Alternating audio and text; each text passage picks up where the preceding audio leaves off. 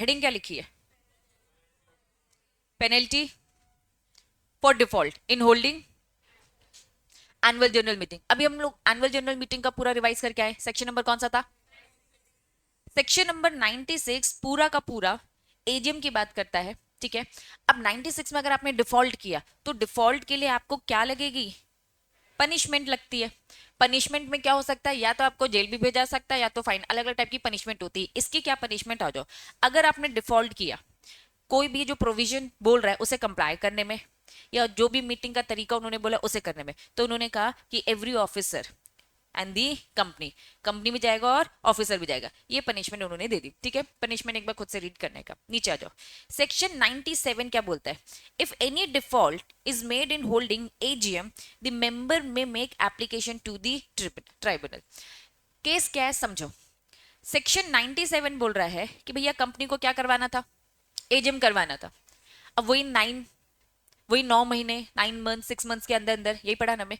अगर आप 9 मंथ्स और फिर जो हमारा जो 6 मंथ्स है उसके अंदर आप नहीं करवाते हो तो साफ साफ बोलते भैया मेंबर में मतलब ऑप्शन चाहे तो, मेंबर चाहे तो क्या कर सकता है? एप्लीकेशन देगा। किसको देगा? ट्राइब्यूनल को देगा एप्लीकेशन। क्या एप्लीकेशन देगा? कि भैया हम बुला रहे भाई meeting to call and direct the calling AGM. ठीक है, तो कुल मिलाकर पहली बात, टाइम पर सारी मीटिंग करनी है। किसको करवानी है? भैया बोर्ड ऑफ डायरेक्टर की responsibility. Board of director time पे अगर ये मीटिंग नहीं करवाते हैं तो मेंबर के पास क्या है? पावर है मीटिंग बुलाने की। मीटिंग कैसे बुलाएंगे? किसको देंगे? ट्राइब्यूनल को एप्लीकेशन देंगे और फिर वो ये मीटिंग करवाएगा, कॉल करेगा या फिर जो भी आपको डायरेक्शन देगा उसके अकॉर्डिंग आपको मीटिंग करनी है। क्लियर है?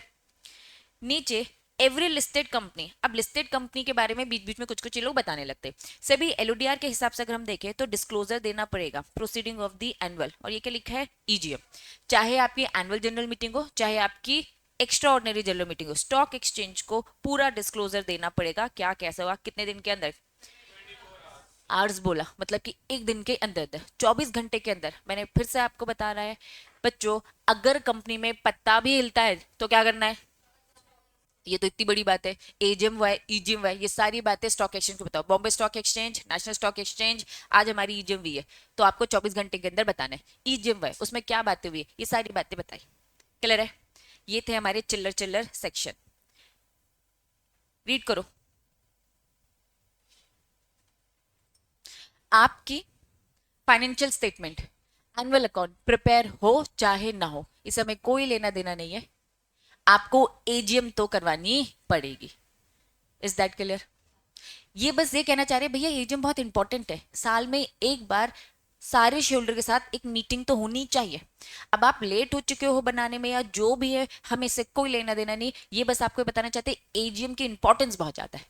ठीक है, तो इस केस में ऐसा हुआ था, प्रिपेयर नहीं हो पाया था, पेनल्टी तो ऑब्वियसली लगेगी। जो काम आप टाइम पे नहीं कर पाओगे तो उसके लिए यस रूल्स रेगुलेशंस बने हुए हैं, आपको उसके ऊपर का डिफॉल्ट का तो कुछ ना कुछ है ना चुकाना तो पड़ेगा। लेकिन हाँ, एजीएम करना इज कंपलसरी। ये बोल के आप बच नहीं सकते नहीं नहीं अभी हमारे फाइनेंशियल स्टेटमेंट तैयार नहीं हुए, एक काम करते एजीएम नहीं करते, थोड़ा लेट कर लेते, ऐसा नहीं चलेगा।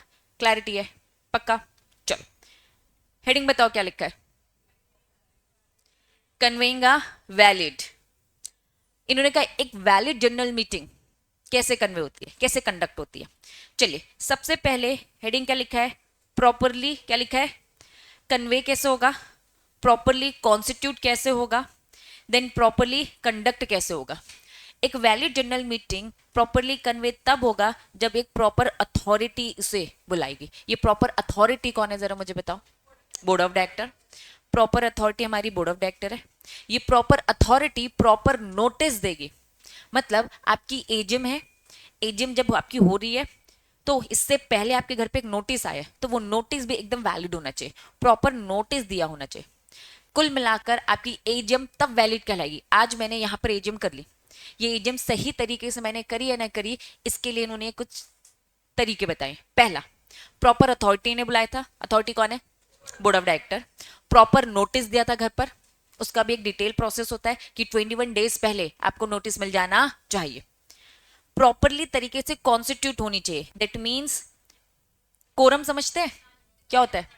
Very good, minimum number of member अगर प्रेजेंट है तो मीटिंग आगे कंटिन्यू होगी, तो प्रॉपर कोरम प्रेजेंट होना चाहिए। Minimum number of members present है मीटिंग को आगे कंडक्ट करने के लिए। नेक्स्ट क्या लिखा है? प्रॉपर चेयरमैन भी अपॉइंट है, मतलब कि इस मीटिंग में कोई भी डिस्कशन हो रहा है तो एक चेयरमैन है, कैप्टन की तरह होता है कि मीटिंग अच्छे तरीके से हो जाए। तो प्रॉपर कोरम, प्रॉपर चेयरमैन।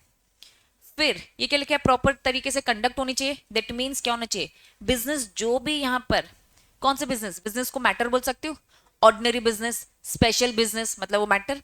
तो जो भी मैटर यहाँ पे डिस्कस किए जा रहे हैं must be validity, transact, resolution must be properly move. हर किसी के लिए प्रॉपर तरीके से रेजोल्यूशन पास किया। What do mean by resolution, ordinary resolution, special resolution, ठीक है। अब ऑर्डिनरी क्या बोलता है भैया, मेजोरिटी। स्पेशल रेजोल्यूशन क्या बोलता है, 75%। या फिर शो ऑफ हैंड से करेंगे या फिर बच्चों किससे करेंगे, पोल कंडक्ट कराएंगे, इलेक्ट्रॉनिक मीन्स, जो भी मीटिंग में होता है। फाइनली उन्होंने बोला और प्रॉपर इसका क्या बनना चाहिए, मिनट्स। वापस हम पढ़ रहे हैं, जनरल मीटिंग वैलिड कब होगी, प्रॉपर अथॉरिटी ने बुलाया है और प्रॉपर नोटिस देके के बुलाया। दूसरा, जब आए तो प्रॉपर कोरम था और चेयरमैन ने ये आगे मीटिंग कंडक्ट करवाई सही तरीके से, चेयरमैन यहाँ पर था।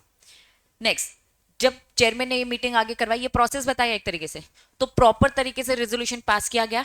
और जब रेजोल्यूशन पास हो गया तो मीटिंग खत्म होते ही हमने क्या बनाई, मिनट्स बनाए। तो स्टेप बाय स्टेप, पहला स्टेप क्या बोला, प्रॉपर अथॉरिटी। प्रॉपर अथॉरिटी क्या देगी, प्रॉपर नोटिस देगी। अब प्रॉपर नोटिस देके सब लोग इधर प्रेजेंट हो गए तो प्रॉपर कोरम प्रेजेंट होना चाहिए। प्रॉपर कोरम अगर प्रेजेंटेड है तो चेयरमैन आगे क्या करेगा, मीटिंग को प्रोसीड करेगा। अगर मीटिंग को आगे प्रोसीड करेगा तो बिजनेस प्रॉपर तरीके से डिस्कस होना चाहिए, रेजोल्यूशन पास होना चाहिए, और मीटिंग खत्म होने के बाद प्रॉपर तरीके से क्या तैयार होने चाहिए, मिनट्स। क्लैरिटी है? तो कैसे पॉइंट वाइज बोल देंगे। केस लॉ क्या लिखा है, टाइपोग्राफिकल बोले तो टाइपिंग एरर, ठीक है। या फिर क्या लिखा है, इन एडवर्टेंट, मतलब क्या, गलती से, अनइंटेंशनली मतलब बाय मिस्टेक, गलती से आपसे गलती हो गई है, गलती से आपसे गलती हो गई है ना। चलो, तो मिनट्स आपने बनाया, ठीक है।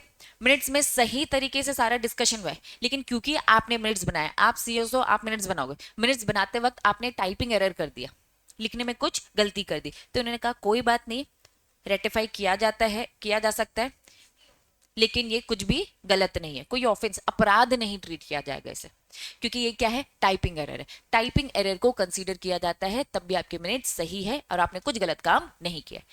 ह्यूमन एरर है,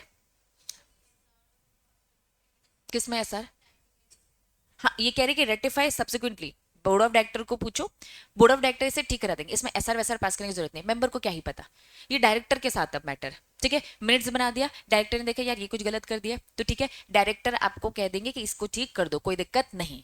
क्लैरिटी है, पक्का। अब आ जाओ इंपॉर्टेंट सेक्शन।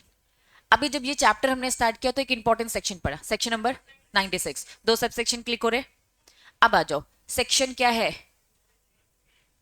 चलिए थोड़ा 100 सेक्शन को समझते हैं। क्या लिखा है, ईजीएम की बात हो रही है, एजीएम का बताओ जरा सेक्शन। अब ईजीएम समझेंगे थोड़ा सा। टाइप्स ऑफ, अगर मैं जनरल मीटिंग की बात करूं या फिर सिंपल भाषा में बोलूं मेंबर्स मीटिंग की बात करूं, तो हमने सबसे पहले एजीएम पढ़ा। एजीएम का कौन सा सेक्शन पढ़ा, सेक्शन 96। अब हम पढ़ रहे हैं ईजीएम, सेक्शन कौन सा है, 100। ऊपर भी देखा था, एजीएम था, ईजीएम था और क्लास मीटिंग थी, ठीक है, क्लास मीटिंग। तो आज जो टॉपिक आप पढ़ने वाले हैं that was section number 100 section number याद रखेंगे, एक्स्ट्रा ऑर्डिनरी जनरल मीटिंग।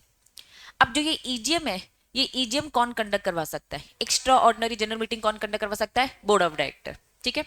कौन करवा सकता है, बोर्ड ऑफ डायरेक्टर। यहां जो मतलब ईजीएम अगर हमें आज करवानी है यहाँ, तो किस किस के पास राइट है ये मीटिंग बुलाने का, पहला क्या लिखा है, बोर्ड ऑफ डायरेक्टर। दूसरा क्या लिखा है, बोर्ड ऑफ डायरेक्टर ही, लेकिन requisition of share holder, simple भाषा में बोलो तो शेयर होल्डर ने रिक्वेस्ट करी है, शेयर होल्डर ने रिक्वेस्ट करी है, मतलब चाहता कौन था ये मीटिंग करवाना, शेयर होल्डर, लेकिन उसने बोला, वेरी गुड, आएंगे अभी इसमें है ना, बोर्ड ऑफ डायरेक्टर को बोला कि भाई ये मीटिंग करा दो, हमें कुछ मैटर है डिस्कस करना है। Second point. थर्ड पॉइंट, जब बोर्ड ऑफ डायरेक्टर को बोला और नालायक बोर्ड ऑफ डायरेक्टर ने कोई रिस्पॉन्स नहीं दिया, समय पर मीटिंग नहीं करवाई, तो तीसरा पॉइंट आता है कि शेयर होल्डर खुद से ही कर लेंगे। क्या ये बात समझ में आ रही है, क्या ये बात समझ में आ रही है। फोर्थ पॉइंट, कौन करवा रहा है, ट्राइब्यूनल करवा रहा है। वापस हम पढ़ रहे हैं ये ईजीएम हो रही है, ईजीएम बुलाने का हक किस किस को है? पहला हक किसको मिला? Board of director. दूसरा हक board of director on the request of share holder. तीसरा, जब बोर्ड ऑफ डायरेक्टर नहीं मानते हैं, नहीं सुनते हैं, ध्यान नहीं देते, तो शेयर होल्डर खुद से। और फोर्थ पॉइंट बच्चों, ट्राइब्यूनल को ऐसा लग रहा है। ठीक है, चलिए अब सेक्शन जो 100 है उसकी अगर मैं बात करूं तो आओ यहां पे थोड़ा सा डिटेल कंसेप्ट समझते हैं। ठीक है, सीधा यहीं पे आते। अच्छा प्रेजेंटेशन आपकी बुक ने दे रखा है। चलिए, सबसे पहले क्या लिखा है? By the board. ये क्या लिखा है? सो मोटो मतलब खुद से। बोर्ड ऑफ डायरेक्टर आज कुछ डिस्कस करना है, मुझे आज डिस्कस करना है बायबैक। एजीएम में करना है क्या डिस्कस? ईजीएम, क्योंकि एजीएम तो बोलता है भैया 4, उसके अलावा जितनी बातें करना है कर लो। अब एजीएम तो हो गई, 30 सितंबर तक एजीएम हो गई है मेरी। अब मुझे अचानक से बायबैक के बारे में डिस्कशन करना है, एजीएम तो हो चुकी है, अब क्या करूं? तो उन्होंने कहा कि दूसरी मीटिंग करा लो, लेकिन उस मीटिंग का नाम क्या होगा? ईजीएम। ठीक है, तो मुझे नवंबर दिसंबर में एक मीटिंग प्लान करनी है, ईजीएम प्लान करना है, कर सकती हूँ, कोई दिक्कत नहीं है। तो जब भी डायरेक्टर को लगे, व्हेनेवर इज डीम फिट, जब भी कोई मैटर उन्हें डिस्कस करना है तो बच्चों वो एजीएम बुलाएंगे और मीटिंग कर लेंगे at any place in India. क्या लिखा है? Extra ordinary general meeting company shall be held any place in India. हमने एजीएम पढ़ा था, जरा मुझे बताओ ये एजीएम कहाँ करवाते हैं? Registered office. इस ऑफिस में नहीं कर पा रहे तो रजिस्टर्ड ऑफिस, जिस सिटी में, विलेज में, टाउन में, वहां कहीं भी, मतलब मैं जबलपुर छोड़कर नहीं जा सकती। लेकिन जब मैं ईजीएम की बात कर रही हूँ तो ईजीएम उन्होंने क्या बोल दिया? कहीं भी कराओ, कोई दिक्कत नहीं है। मतलब एजीएम को लेकर रिस्ट्रिक्शन है, ईजीएम को लेकर नहीं। बात याद रहेगी? पक्का? चलिए continue. An extraordinary general meeting of the company as wholly own subsidy. Wholly own subsidy मतलब 100% जो सब्सिडी है, मतलब होल्डिंग सब्सिडी का अगर आपको डेफिनेशन याद हो तो हमने क्या पढ़ा था? मोर देन 50% भी अगर होता है तो सब्सिडी। इन्होंने कहा कि भाई नॉर्मल सब्सिडी की बात नहीं कर रहे, उस सब्सिडी की बात कर रहे हैं जिसके पास 100% शेयर होल्ड करके बैठा है होल्डिंग कंपनी।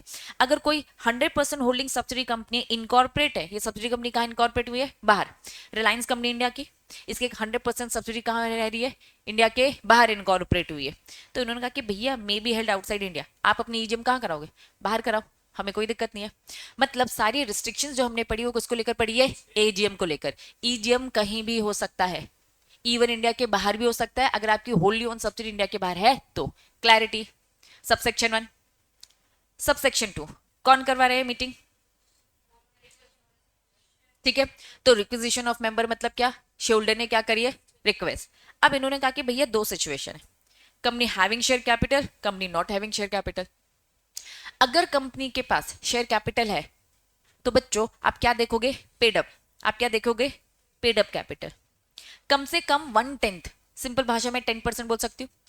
आपके 10% पेड अप कैपिटल वाले जिनके पास क्या है? वोटिंग राइट है, वो आकर रिक्वेस्ट करेंगे। किसको रिक्वेस्ट करेंगे? बोर्ड ऑफ डायरेक्टर को रिक्वेस्ट करेंगे कि हमें कुछ मैटर डिस्कस करना है, चलिए एजीएम करवाइए। बात समझ में आ रही है? अब हैविंग शेयर कैपिटल है तो 10% of paid up, not having share capital है तो 10% ऑफ वोटिंग पावर। अब यहां पर शेयर कैपिटल है तो शेयर होल्डर होता है, यहां नहीं है तो हम क्या बोलते हैं? मेंबर्स बोलते हैं। मेंबर्स बोलते हैं। बात समझ में आ रही है? तो हैविंग शेयर कैपिटल तो 10% paid up capital, not having share capital तो 10% ऑफ वोटिंग राइट वाले जो मेंबर्स होंगे। वोटिंग राइट्स देखो लिखा है ना, ऑल मेंबर्स। ठीक है, हैविंग सेड जितने भी उनके वोटिंग राइट है 10% तक के आके रिक्वेस्ट कर सकते हैं। सबसेक्शन 2 समझ में आया? कंटिन्यू। जो भी मैटर है जो उन्हें कंसीडर करना है, जो डिस्कस करना है, the requisition made as above set out the matter for the consideration sign by the, जितनी भी रिक्वेस्ट है वो 10% के लोग हैं, एक लेटर ले उसमें सब साइन करे एंड सेंड टू दी, किसको? कंपनी के रजिस्टर्ड ऑफिस में। कंपनी के रजिस्टर्ड ऑफिस में किसको मिल गया? बोर्ड ऑफ डायरेक्टर को। अब बोर्ड ऑफ डायरेक्टर उसके अकॉर्डिंग क्या करवाएंगे? मीटिंग करवाएंगे। चीजें क्लियर है? अब time period, board of director को एक टाइम दे दिया कि भैया कितने टाइम के अंदर आपको मीटिंग करवानी है। इस टाइम के अंदर आपने अगर मीटिंग नहीं करवाई तो अब एक्शन कौन लेगा? शेयर लोग खुद से मीटिंग कराएंगे। ये पढ़ा ना वापस? ईजीएम 4 दिखे आपको। ठीक है, पहली ईजीएम कौन करा रहा है? बोर्ड ऑफ डायरेक्टर खुद से, कोई भी मैटर डिस्कस करना है। दूसरा, शेयर होल्डर रिक्वेस्ट कर रहे हैं। ठीक है, तीसरा, सेकेंड वाला पॉइंट, शेयर होल्डर की रिक्वेस्ट में अगर बोर्ड ऑफ डायरेक्टर नहीं करते ना तो शेयर होल्डर खुद करेगा। तीसरा पॉइंट रिलेटेड उससे। ठीक है, तो ये जो बोले ना time period of calling the meeting, the board is required to proceed. जिस दिन, आज के दिन क्या मिल गया? नोटिस एक लेटर मिल गया, उस लेटर में क्या लिखा है कि तुम सारे शोल्डर को मीटिंग करवानी है, 10% की रिक्वेस्ट मिल गई, ठीक है। तो मुझे जब भी ये लेटर मिला, मुझे वहां से कितने दिन के अंदर प्रोसीड करना है, क्या करना है, कॉल मीटिंग, अब फोन कॉल नहीं, ठीक है, मीटिंग बुलवा लेनी है, मतलब कि आपको मुझे नोटिस देना है और एक डेट दे देनी है कि हाँ इतनी तारीख को मीटिंग होगा। तो मुझे मीटिंग बुला लेनी है कितने दिन के अंदर, 21 डेज के अंदर from the date of receipt of the valid requisition. पहले बताओ 21 डेज समझ में आया? जिस दिन मेरे पास क्या आया, वो लेटर आया रिक्विजिशन वाला, वहां से मुझे कितने दिन के अंदर, 21 दिन के अंदर अंदर प्रोसीड कर लेना है, मतलब मीटिंग की डेट डिसाइड कर लेनी है, घर पे आपको नोटिस भेज देना कि भैया इतनी इतनी तारीख को मीटिंग होगी, प्लीज आ जाना। लेकिन मीटिंग हो जानी चाहिए, मीटिंग की जो डेट होगी वो हो जानी चाहिए कितने दिन के अंदर, 45 days from the deposit of the requisition with the company. तो फॉर एग्जांपल ये एक टाइम है जिस टाइम पर हमें रिक्विजिशन मिलता है, ठीक है। यहां से कितने दिन के अंदर, 21 डेज के अंदर क्या हो जाना चाहिए, मीटिंग कॉल कर देनी चाहिए, बुला लेनी चाहिए, मतलब कि इस बीच में मुझे आपको क्या दे देना है, नोटिस। और यहीं से 45 डेज के अंदर, यहीं से 45 डेज के अंदर क्या हो जानी चाहिए, मीटिंग हो जानी चाहिए, मतलब कि 21 दिन के अंदर नोटिस मिल जाना चाहिए, और यहीं से इसी तारीख से आप गिनोगे, यहां से 45 डेज के अंदर आपको क्या हो जानी चाहिए, मीटिंग कंडक्ट हो जानी चाहिए। बात समझ में आई? तो ये क्राइटेरिया क्यों उन्होंने अलग अलग सेट कर दिया, सीधे से बोल देते भैया 45 डेज के अंदर मीटिंग हो जानी चाहिए, बीच में 21 दिन का क्यों प्रोविजन डाला? 21 दिन का प्रोविजन इसलिए डाला क्योंकि हमें पहले ही पता चल जाए, अगर आप 21 दिन के अंदर नहीं रिस्पॉन्स कर रहे हो, 21 दिन के अंदर नोटिस आ जाना चाहिए था, अगर 21 दिन के अंदर नोटिस नहीं आया दैट मींस आपकी मीटिंग होने ही नहीं वाली, आपको इतना देर 45 डेज रुकने की जरूरत नहीं है। बात समझ में आ रही है? 21 45 डेज, कंफ्यूजन तो नहीं?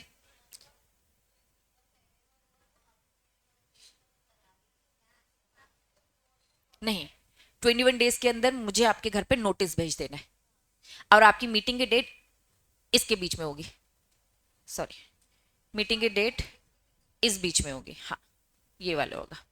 तो ये मीटिंग की डेट है, डेट ऑफ मीटिंग, और नोटिस इन 21 दिनों के अंदर अंदर आ जाना चाहिए। क्लैरिटी है? तो पहले नोटिस आएगा, फिर आपकी मीटिंग हेल्ड हो जानी चाहिए। तो ये लैंग्वेज इन्होंने ये लिखी है, आओ फिर से एक बार रीड करेंगे।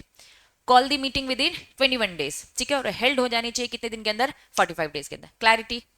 पक्का? चलो अभी सब सेक्शन 2 ही चल रहा है। साफ इन्होंने केस के थ्रू बोला है, नो कोर्ट या फिर tribunal restrain the holding of the EGM. तुम्हें लगता है कि कंपनी ईजीएम करवाने से रोक सकती है?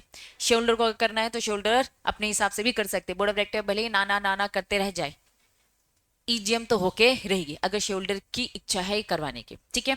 इन्होंने लिखा है requisition of the share holder, कुछ फॉर्मेलिटीज होती है, बस वो आप फुलफिल करिए। जैसे फॉर्मेलिटीज में कितने लोग चाहिए थे हमें, 1/10 लोग चाहिए थे, 1/10 पेड अप या फिर 1/10 वोटिंग पावर, हैविंग या फिर not having share capital. Clarity है? पक्का? चलिए अब सब सेक्शन 4 वापस। पहला हमने पढ़ा board of director suo motu करवा रहा है, दूसरा हमने पढ़ा board of director on the request of share holder, तीसरा क्या लिखा है, मतलब ये डायरेक्टर नालायक है, मीटिंग करवाई ही नहीं उन्होंने। आओ, if the board is not within the, क्या नहीं क्या, 21 डेज के अंदर जो उन्हें मीटिंग बुलानी थी नहीं बुलाया, 45 डेज के अंदर मीटिंग जो कर लेनी थी उन्होंने नहीं करी।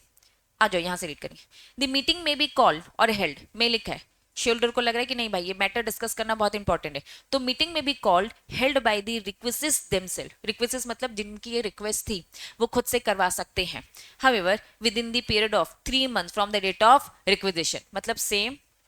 अभी अगर मैं इसकी बात करूं, ये किस चीज की डेट थी, डेट ऑफ रिक्वेजिशन जिस दिन आया आपके पास, यहां से कितने समय के अंदर, 3 मंथ्स। अभी किसकी बात हो रही है, रिक्वेस्ट खुद से, जिस दिन लेटर आया आपको 3 महीने के अंदर अंदर क्या करवा लेनी चाहिए, ईजीएम करवा लेनी चाहिए। फिर से रीड कर रही हूँ, the meeting may be held called sorry may be called and held by the requesters themselves, however in such case meeting should be held within the period of 3 months, 3 महीने के अंदर अंदर करवा लो। मतलब आपको जैसे 21 दिन खत्म होते पता चल गया कि भैया कोई नोटिस नहीं आया, इसका मतलब कोई मीटिंग चीटिंग होने वाली नहीं है, अब आपको फटाफट एक्शन लेना है, 3 महीने का आपके पास समय है, आप खुद से मीटिंग करवा लो। अब मीटिंग खुद से कैसे होगी इसकी थोड़ी सी प्रोसेस समझो, ठीक है।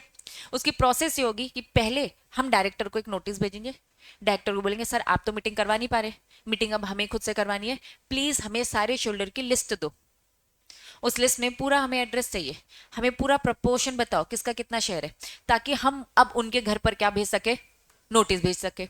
अब नोटिस हम जब भेजेंगे, ठीक है, वो लोग इधर आएंगे, तो ये नोटिस वोटिस भेजने में, ये मीटिंग वीटिंग करने में खर्चा वर्चा हो रहा है, तो सारे के सारे जो रिक्वेस्ट है, जो अभी अपने पॉकेट से खर्चा कर रहे हैं, ये पूरा का पूरा खर्चा कंपनी से रियम्बर्स करवाएंगे। क्या ये बात समझ में आ रही है? पक्का? तो इस तरीके से प्रॉपर मीटिंग होगी। तो चलो आज प्रोसेस रीड करें। हाँ बेटा, from the date of requisition, जब आपने request, date of requisition company में आया, देखो रुको, आज आया मेरे पास लेटर, इस लेटर में क्या लिखा है कि हमें ईजीएम करवाना है। अब बोर्ड ऑफ डायरेक्टर को क्या करवाना है, पीछे सीधा बैठना, ठीक है, जल्दी आ, पीछे सॉरी क्या बोल रहे आज आई, ठीक है, लेटर आ गया, 10% लोगों ने बताया, मुझे यहाँ से 21 दिन के अंदर क्या करना है, आज ही से 21 दिन के अंदर क्या देना था, नोटिस भेज देना था, और आज ही से गिनेंगे तो 45 डेज के अंदर मीटिंग हो जानी चाहिए।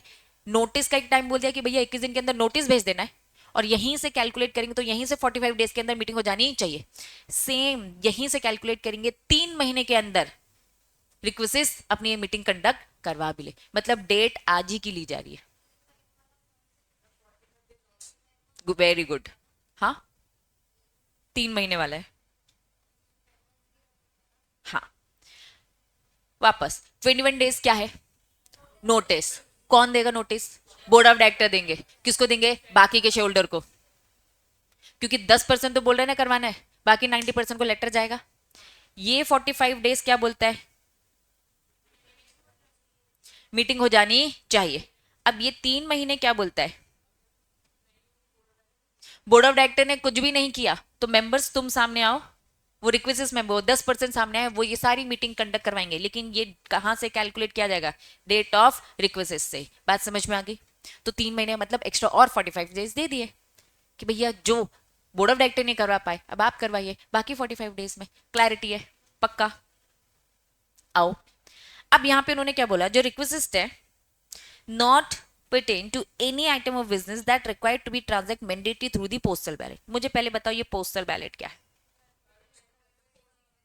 मीटिंग आप बुला रहे हो तो मीटिंग में वो सारे बिजनेस का डिस्कशन करना जो मीटिंग में होते हैं। कुछ ऐसे मैटर की लिस्ट है, इसी चैप्टर में हम पढ़ेंगे, जो मीटिंग में डिस्कस नहीं होती है। जिसे कहां डिस्कस करना पड़ता है, पोस्टल बैलेट। आप घर में बैठिए, घर से आप वोट देंगे, यहां से एक बैलेट जाएगा, यहां से एक बैलेट जाएगा, उसमें आप क्या करेंगे, उसमें आप क्या करोगे, वोट दोगे। तो रिक्वेस्ट ऐसे मैटर ना डिस्कस करे इस मीटिंग में जो पोस्टल बैलेट के थ्रू होना चाहिए। बात समझ में आ रही है? क्योंकि वो मीटिंग में डिस्कस नहीं हो सकते। कंटिन्यू।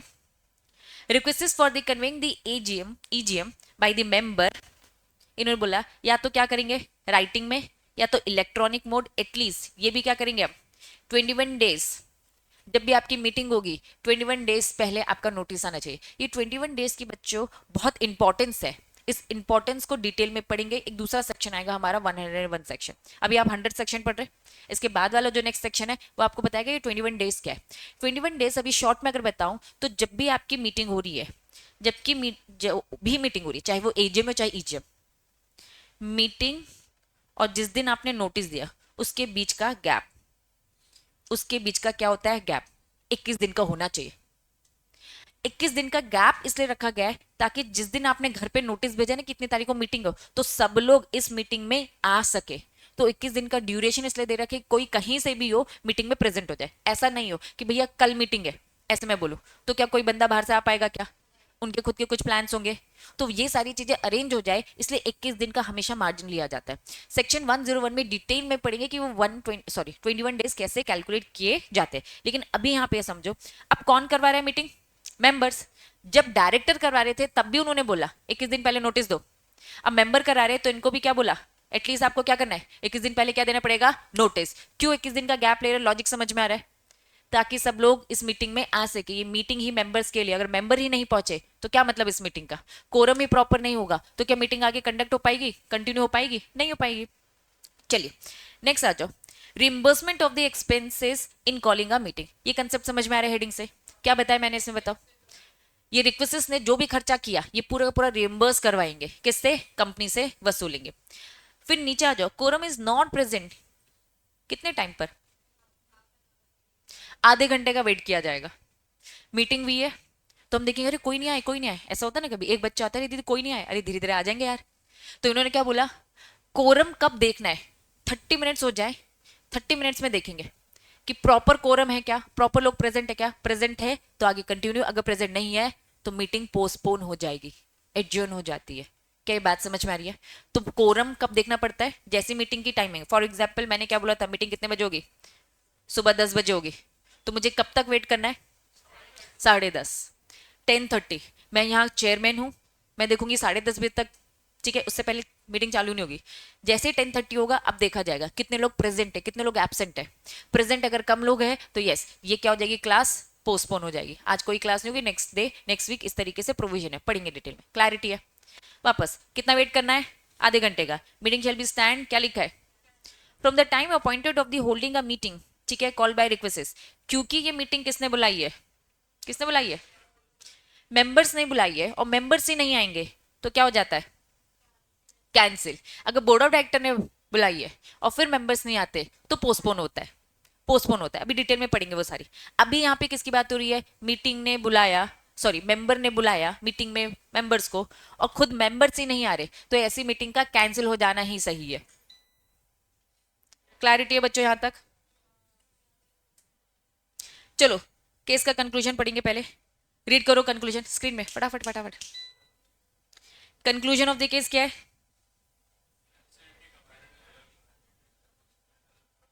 एनसीएलटी ने क्या कमिट किया error, by not granting reasonable sufficient time for appellant to file a reply.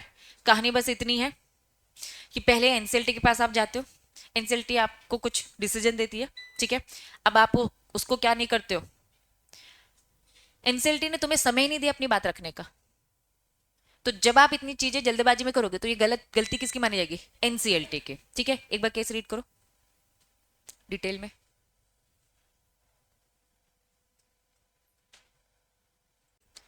Next second point क्या बोलता है, नोटिस शैल बी स्पेसिफाई। अब इस नोटिस में क्या लिखा होगा, नोटिस में सारी बातें लिखी होगी, क्या लिखा होगा, प्लेस, डेट, डे, आवर्स, कहाँ हो रहा है, किस जगह पे हो रहा है, इस बिल्डिंग का पूरा एड्रेस बताऊंगी, डेट बताऊंगी, आज की तारीख क्या है, आज कर सकते हो क्या नेशनल हॉलीडे वाले दिन, नहीं कर सकते तो आज का डेट नहीं लिखना, ठीक है। चलो डे बताना, फिर आवर्स बताना कि भाई कितने बजे होगी, मैंने बोला जैसे 10 बजे, तो आधा घंटा और वेट कर लेंगे कोरम का, ठीक है। चलो propose to be special resolution, अगर आपकी मीटिंग में क्या डिस्कस होने वाला है, कुछ ऐसे मैटर जिसमें स्पेशल रेजोल्यूशन, तो उन्होंने साफ बोला भैया notice shall be given, notice के साथ साथ याद करो कुछ एक्सप्लेनेटरी स्टेटमेंट देना पड़ता था, इन्होंने अभी सेक्शन का रेफरेंस देके वो एक्सप्लेनेटरी स्टेटमेंट सबकी बात करें। Notice to be sign, the notice sign by all the request, ये मीटिंग कौन बुला रहे मुझे पहले बताओ, ये मेंबर्स बुला रहे, बोर्ड ऑफ डायरेक्टर नहीं बुला रहे, तो क्योंकि ये मेंबर्स बुला रहे हैं तो इसमें साइन कौन मारेगा, वो सारे रिक्वेस्ट मेंबर 10% वाले लोग। अगर ऑपोजिट, अगर ये मीटिंग कौन बुला रहा होता, बोर्ड ऑफ डायरेक्टर, तो बोर्ड ऑफ डायरेक्टर के साइन आते हैं और सीएस के साइन आते हैं, ठीक है। हाँ कहीं भी गोवा में भी करवा सकते, पर देखो इन्होंने क्या बोला, डेट प्लेस डे, अब हमने ना यहाँ ईजीएम पढ़ा, वापस कहाँ पढ़ा हमने, ईजीएम, यहां से पढ़ा, बोर्ड ऑफ डायरेक्टर बुला रहे हैं ना तो कहीं भी करो। अब कौन बुला रहा है, मेंबर्स, मेंबर चाहता क्या है, सब लोग आ जाए ना, सब लोग कब आ पाएंगे, जब कहाँ होगा, रजिस्टर्ड ऑफिस में होगा, जहां पे ज्यादातर लोग रह रहे, जिसके लिए ज्यादा कन्वीनियंट हो, तो इसीलिए अगर बोर्ड ऑफ डायरेक्टर बुला रहे तो कहीं भी बुला सकते हैं, कोई टेंशन वाली बात है, लेकिन अगर शोल्डर बुला रहे हैं तो प्लीज आपको तो कहाँ बुलाना चाहिए, जहां रहते हैं, जहां पे ज्यादा लोग आ जाए, ज्यादा इन्वॉल्वमेंट हो जाए, क्योंकि आपको बाकी लोग को भी इन्वॉल्व करना है इसीलिए, ठीक है। नेक्स्ट ऑल द रिक्वेस्ट में साइन करेंगे, duly authorise, no explanatory statement annex to the notice. अगर कौन बुला रहा होता, बोर्ड ऑफ डायरेक्टर, तो साफ इन्होंने क्या बोला, बोर्ड ऑफ डायरेक्टर बुला रहा होता ना तो आपको एक्सप्लेनेटरी स्टेटमेंट ऐड करना है, क्योंकि वो बोर्ड ऑफ डायरेक्टर की रिस्पॉन्सिबिलिटी, भैया तुम तो ठहरे मेंबर्स, तुमको क्या इतने रूल्स रेगुलेशन पता, तो तुम्हें इतनी सारी फॉर्मेलिटी करने की जरूरत नहीं है, क्लैरिटी है, तुम्हें सिंपल रजिस्टर ऑफिस में करना है और अलग से एक्सप्लेनेटरी स्टेटमेंट वगैरह देने की जरूरत नहीं है।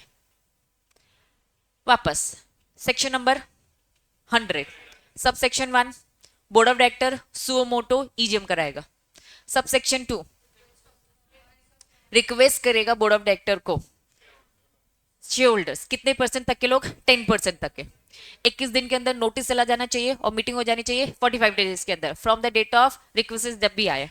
क्लैरिटी है। फिर उसके बाद हम सबसेक्शन 3 में आते हैं। बोर्ड ऑफ डायरेक्टर 4 सॉरी ठीक है सॉरी 4 बोलता है कि भैया शेयर होल्डर बुला रहे हैं, अगर ये 45 डेज के अंदर 21 दिन के अंदर नोटिस और मीटिंग नहीं होती है तो 3 महीने के अंदर शेयर होल्डर तुम करा लो ये। लेकिन जब तुम कराओगे तो प्लीज खर्चा कर लेना, पैसे हम रिइम्बर्स करवा देंगे। मीटिंग रजिस्टर ऑफिस में कर लेना, नोटिस में सारी डिटेलिंग लिख देना, आपको special notice sorry explanatory statement देने की जरूरत नहीं है। क्लियर है बच्चों? पक्का? नेक्स्ट हेडिंग क्या लिखा है? हाँ बेटा।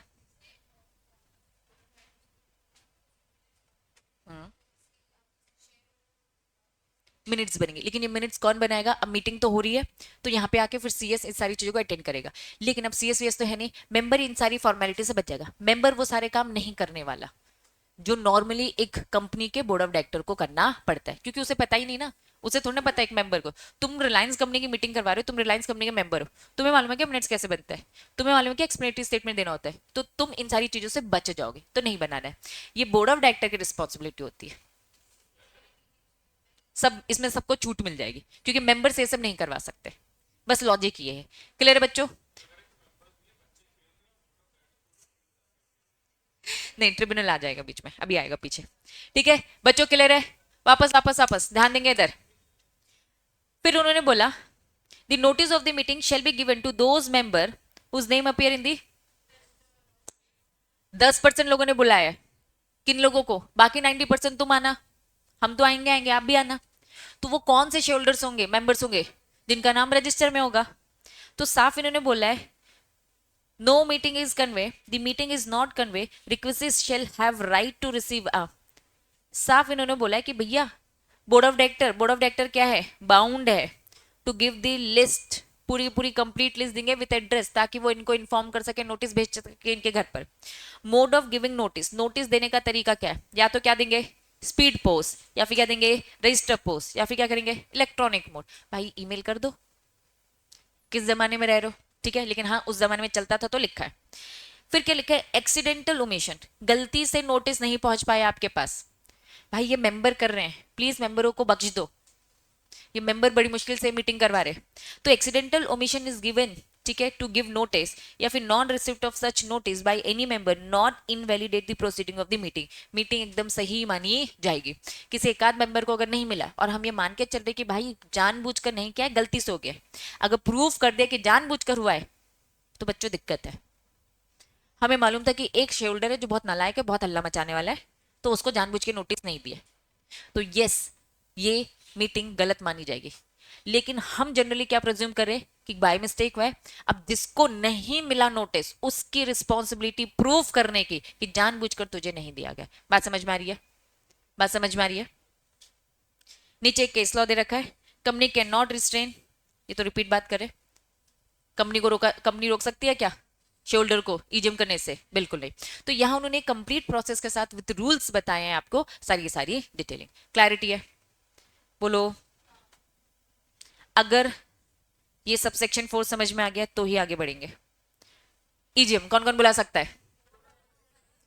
Board of director, board of director on the behalf of request, request themselves क्या बोलता है? नोटिस नहीं आता है, मीटिंग नहीं होती है, तो 3 महीने का समय हमने आपको दिया, कराओ फटाफट। कैसे कराओगे? प्रोसेस बताओ, भूल जाओ ये सब, अपने दिमाग में खुद से फ्रेम बताओ। पहले क्या होगा? पहले नोटिस दिया जाएगा, कौन किसको देगा?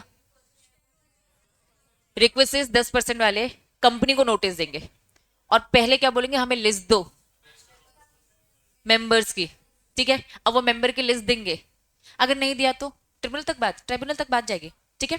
अब नोटिस दिया, उन्होंने लिस्ट दे दी, लिस्ट देने के बाद वो क्या करेंगे? सबके घर पर नोटिस भेजेंगे। अब नोटिस भेज दिया, उसके बाद क्या हो जाएगा? 3 महीने का समय है, 21 दिन का पहले नोटिस दो, और 21 दिन के बाद आपकी क्या हो जानी चाहिए? मीटिंग हो जानी चाहिए। प्रोसेस बना पा रहे हो? जरूरी नहीं है कि इसी का देखो, जब आपने सारी चीजें अच्छे से पढ़ लिया तो ये आप प्रोसेस वे में इसे कन्वर्ट कर सकते हो। अब जो भी खर्चा पानी हुआ इन रिक्वेस्ट का रिइम्बर्स हो जाएगा, ठीक है। साफ इन्होंने बोला, इन्होंने कहा आपको अलग से नोटिस के साथ एक्सप्लेनेटरी स्टेटमेंट देने की जरूरत नहीं है, आपको बाकी फॉर्मेलिटी से क्या मिल जाएगी, छूट मिल जाएगी, क्योंकि ये मीटिंग आप करा रहे हो। लेकिन अगर बोर्ड ऑफ डायरेक्टर करवा रहा होता on the request of request, तो कितने दिन के अंदर नोटिस मिलना चाहिए, 21 डेज। कितने दिन के अंदर मीटिंग हो जानी चाहिए, 45 डेज। ये सब चीजें क्लियर है। तो चलो अब लास्ट वाले की तरफ चलेंगे। लास्ट वाला क्या बोल रहा है, कौन कंडक्ट करवा रहा है, ठीक है। चलो क्या बोलता है ये, सेक्शन अब चेंज है। सेक्शन 96 पढ़ा है, सेक्शन 100 हो गया। अब बीच में कौन सा सेक्शन आ गया, section 98। If for any reason it is impracticable to call a meeting of a company, meeting नहीं हो पा रही, टू होल्ड या फिर conduct the meeting of the company other than AGM, यहाँ पे एजीएम की बात नहीं हो रही, ये किसकी बात कर रहा है, ईजीएम की बात कर रहा है। ऊपर ही कंसेप्ट हमने पढ़ा था, ईजीएम कौन कौन बुला सकता है, तो ट्राइब्यूनल ईजीएम बुलवा सकता है। में द ट्राइब्यूनल में आइदर उसको खुद से लगता है कि भैया मीटिंग होनी चाहिए, बहुत इंपॉर्टेंट मैटर है, वेरी गुड, या तो एप्लीकेशन ऑफ एनी डायरेक्टर या फिर मेंबर। मतलब तीन सिचुएशन बोल सकती हूँ, तीन सिचुएशन बोल सकती हूँ, या तो ट्राइब्यूनल खुद से, या तो on the application of by director, या फिर बाय मेंबर्स। ठीक है, मेंबर खुद से करा रहा था, मेंबर बोला भाई मुझसे नहीं हो रहा, मेरी बातें नहीं सुन रही है, डायरेक्टर बहुत नाटक करे, तो एक काम करो, कहाँ चले जाओ, ट्राइब्यूनल के पास जाओ, ट्राइब्यूनल आपकी पूरी मीटिंग करवा देगा। ठीक है, member of the company who is entitled to vote at the meeting, order करेंगे कि भाई मीटिंग करवा दो, जो भी कॉल मीटिंग वो फिर करवाएगा, ऑर्डर देगा कि भैया ये मीटिंग होनी चाहिए, और गिव सच, क्या लिखा है, एंसिलरी और कॉन्जिक्यूनल डायरेक्शन, जरूरत के हिसाब से जैसा उसे लगेगा वैसे वो समय समय पे मीटिंग का डायरेक्शन देगा। कौन, ट्राइब्यूनल। वापस मीटिंग कौन बुला रहा है, या तो खुद से, या तो एप्लीकेशन बाय डायरेक्टर, या तो एप्लीकेशन बाय मेंबर। अब एप्लीकेशन है उसे सही लगा तो वो सीधा बोल देगा मैं ऑर्डर दे रहा हूँ, ऑर्डर दे रहा हूँ, मीटिंग होगी। और इस मीटिंग में हो सकता है वो समय समय पे डायरेक्शन देगा कि भैया ऐसे करो वैसे करो, ये करो, होना चाहिए, होना चाहिए, नोटिस इस तरीके से आएगा, तो जो डायरेक्शन में बोलेगा उसे एज इट इज अप्लाई करो। क्लैरिटी है बच्चों। तो ईजीएम कौन कौन बुला सकता है, चार कैसे समझ में आए, ट्राइब्यूनल भी बुला सकता है, बोर्ड ऑफ डायरेक्टर भी, दो बार बोर्ड ऑफ डायरेक्टर है, ठीक है, लेकिन एक बार वो खुद से है और एक बार रिक्वेस्ट, दो बार रिक्वेस्ट है, एक बार वो डायरेक्टर के थ्रू करवा रहा है, और अगर वो नहीं सुन रहे तो वो खुद करा रहा है। क्लियर है बच्चों, पक्का। सेक्शन 98 समझ में आया, केस क्या बोलता है, हाँ जी, ये वाला ना, सॉरी ये मैं भूल गई थी, इसी में आ रही थी, कौन सा, हाँ हाँ, उसको डिटेल में समझा दो। चलो वापस, ट्राइब्यूनल क्या कर रहा है, ऑर्डर दे रहा है, क्या ऑर्डर दे रहा है, मीटिंग करो, meeting of the company, to called, मतलब वो क्या कहेगा, कॉल करवाएगा, बुलवाएगा, हेल्ड करवाएगा पूरा, कंडक्ट इन द मैनर, जो भी बोले, ट्रिब्यूनल को जैसा ठीक लगे वो वैसे बुलाएगा, वैसे कंडक्ट करवाएगा जैसा उसे ठीक लगे। पहला क्लियर है। दूसरा, लेकिन जब ये मीटिंग करवा रहा होगा तो वो एंसिलरी कॉन्जिक्यूटिव डायरेक्शन जो ट्रिब्यूनल को क्या लगे, थिंक एक्सपीडियंट, या फिर including direction, modify, supplementing relation to calling, ठीक है, होल्डिंग, कुल मिला के बस वो कह रहा है मेन मीटिंग करवाएगा, अपनी मर्जी से कराएगा। दूसरा, इंसिडेंटल अगर एंसिलरी अगर कुछ डायरेक्शन भी देना पड़ रहा है तो वो दे देगा। बात समझ में आ गई, पक्का। नीचे आ जाओ, ये तीन लाइनें, सच डायरेक्शन, जब वो डायरेक्शन दे रहा होगा, कौन डायरेक्शन दे रहा है, ट्राइब्यूनल डायरेक्शन दे रहा है, may include the direction that one member of the company present, shareholder member या तो खुद आ जाए जिसने इस कंपनी का शेयर खरीदा है, जिसका नाम रजिस्टर में है, अगर वो नहीं आ पा रहा है तो अपने बिहाफ में किसको लेकर आ जाए, प्रॉक्सी को भी लेकर आ सकता है। क्लियर है बच्चों, पक्का। या तो वो खुद आ जाए या तो प्रॉक्सी, ट्राइब्यूनल ऐसे इंस्ट्रक्शन भी दे सकता है। इन जनरल ऐसे इंस्ट्रक्शन होते, मैं बोर्ड ऑफ डायरेक्टर मीटिंग बुला रही हूँ, तो मीटिंग का जो मैं नोटिस दूंगी, नोटिस में लिखा होगा, क्या लिखा होगा, कि आप फ्री हो तो आप आ जाना, आप नहीं आ पा रहे हो तो अपने बिहाफ में किसी और दूसरे बंदे को भेज सकते हो, उस दूसरे बंदे को हम बोलते हैं प्रॉक्सी। तो ट्राइब्यूनल चाहे तो ऐसे इंस्ट्रक्शन भी दे सकता है, सेम जो एक बोर्ड ऑफ डायरेक्टर देता है। क्लियर है बच्चों। केस क्या बोलता है, सेक्शन 98 कैन नॉट,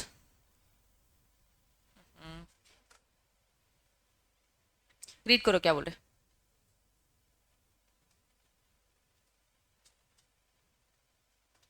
क्या बोलना चाह रहे हैं लोग,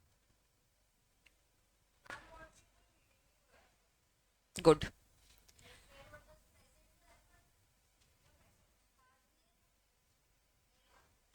अगर इम्प्रैक्टिकल है, अगर क्या है, इम्प्रैक्टिकल है, कि भाई हमें लग रहा है कि ठीक ही नहीं है, तो फिर वो मना भी कर सकते हैं। ठीक है, चलिए अब यहां तक चीजें समझ में आ गई।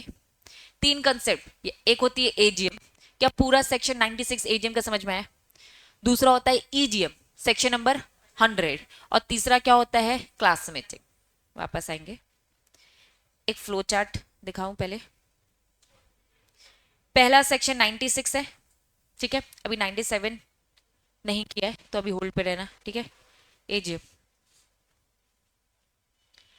एक बात बता दूं, एजीएम जो होता है ना, अभी आपने 96 पढ़ा है, ये 96 वाले एजीएम कौन कंडक्ट करवा रहा था? Board of director. अगर ये बोर्ड ऑफ डायरेक्टर नहीं करवा पा रहे तो 96 के बाद कंटिन्यू एक 97 होता है, जो कौन करवाएगा? ट्राइब्यूनल करवाएगा। अभी हमने सेक्शन कौन सा पढ़ा? 100 बोलता है ये ईजीएम या तो कौन कराएगा? बोर्ड, या फिर board on the request of the shoulder, या फिर रिक्वेस्ट देमसेल्फ, या तो बाय द एनसीएलटी। ये 100 आपने पढ़ा। और ये एनसीएलटी का सेक्शन नंबर क्या था? 98। थोड़ा सा ध्यान दो, 96 क्या था? एजीएम होगी, कौन करवाएगा? Board of director. अभी 97 का बस हेडिंग बताया है, 97 का हेडिंग बताया है, क्या हो रही है? एजीएम, लेकिन कौन करवा रहा है? एनसीएलटी। ठीक है, हाँ बेटा, हाँ शायद ध्यान नहीं दिया तूने, कोई बात नहीं, अब दे दे। ठीक है, वापस, हाँ रुको रुको रुको, वापस तुम लोग नहीं ध्यान दे पा रहे हो। ईजीएम, वापस देखो, ठीक है, वहां जो ट्रिब्यूनल लिखा है वो किसके लिए बोल रहा है? ईजीएम के लिए। ठीक है, वापस, मैंने आपको ये कहा कि अभी ये आया नहीं, ये पढ़ेंगे, ये मैंने कहा ये अभी आएगा, 97 अभी आएगा, क्योंकि बुक एकदम सिस्टमैटिकली नहीं देती ना। लेकिन चलो एक बार आ जाए, 97 पेनल्टी वाला सेक्शन, सेकंड पैराग्राफ। अब ये देखो, ध्यान दो, ये क्या लिखा है? किसकी बात हो रही है? एजीएम की बात हो रही है, मैं ये कहना चाह रही हूँ। ठीक है, वापस पूरा एक वाइंड अप करूंगी, पूरा एक साथ सम अप होगा, मत लूट लो। अभी तुमने अच्छे से क्या पढ़ा है? 96, 96 क्या है? एजीएम। अच्छे से क्या पढ़ा? 100 ईजीएम। ठीक है, अब 100 के साथ ही अंदर पैरेलली आपने क्या पढ़ा? 98 पढ़ा, वो भी क्या था? ईजीएम था, लेकिन ईजीएम कौन बुला रहा था? ठीक है, अब ये EGM, board of director, request, ये सब डिटेलिंग थी इसमें। ठीक है, ये 98 बोलता है भैया कौन बुला रहा है? एनसीएलटी। यहाँ पे चीज क्लियर है? अभी जो तुमने डिटेलिंग पढ़ी है, अभी आपने 97 उतना डिटेल में नहीं पढ़ा है, लेकिन बीच बीच में आ गया है 97, ये बीच में आ गया। ये 97 क्या बोल रहा है? कि एजीएम कंडक्ट करवा रहा है। If any default made in holding, अगर कुछ भी डिफॉल्ट होता है एजीएम में of the company, any member of the company, member of the company may make application. Member क्या कर रहे? एप्लीकेशन दे रहे। किसको एप्लीकेशन दे रहे? ट्रिब्यूनल को, कि भैया तुम मीटिंग कराओ, फिर वो मीटिंग करवाएगा। तो मतलब 97 क्या हो रहा है? एजीएम। तो दोनों एजीएम है, नोटिस करो 97 और 96 दोनों एजीएम है, लेकिन 96 कौन बुलवा रहा है? Board of director. और 97 कौन बुला रहा है? NCLT on the request of members. बात समझ में आई? अब हमने देखा कि भैया एक ईजीएम है 100 वाला और एक है 98। 100 के अंदर हमने बोला बोर्ड ऑफ डायरेक्टर भी, उसी में हमने बोला रिक्वेस्ट, या फिर रिक्वेस्ट बोर्ड ऑफ डायरेक्टर के थ्रू, या तो देमसेल्फ, अगर कुछ कहीं नहीं सुनी जा रही है तो फिर 98 आता है, और 98 में एनसीएलटी करवाएगा। तो दो एजीएम, दो ईजीएम, समझ में आया? अभी क्लियर है? अभी वापस आ रही हूँ उस प्रेजेंटेशन में, ये क्लियर है? ठीक है, अब हेडिंग देखो क्या लिखा है? Class meeting. ठीक है, प्रेफरेंस, ये सारी चीजें, लेकिन यहाँ पे उन्होंने टू बी स्पेसिफिक बोला, meeting of particular class of share holder. यहाँ पे particular class of share holder जिनको इफेक्ट होगा, यस प्रेफरेंस भी हो सकते हैं। सेक्शन 48 का रेफरेंस दिया और सेक्शन 232 का रेफरेंस दिया। सेक्शन 48 हम एक चैप्टर पढ़ चुके हैं, शेयर कैपिटल, उसमें 48 पढ़ा था। लेकिन हाँ, ऐसे तो क्लिक नहीं होगा, फटाफट अपना एक ऐप खोलो, उसमें सेक्शन 48 देखो, हेडिंग पढ़ोगे तो शायद याद आ जाए।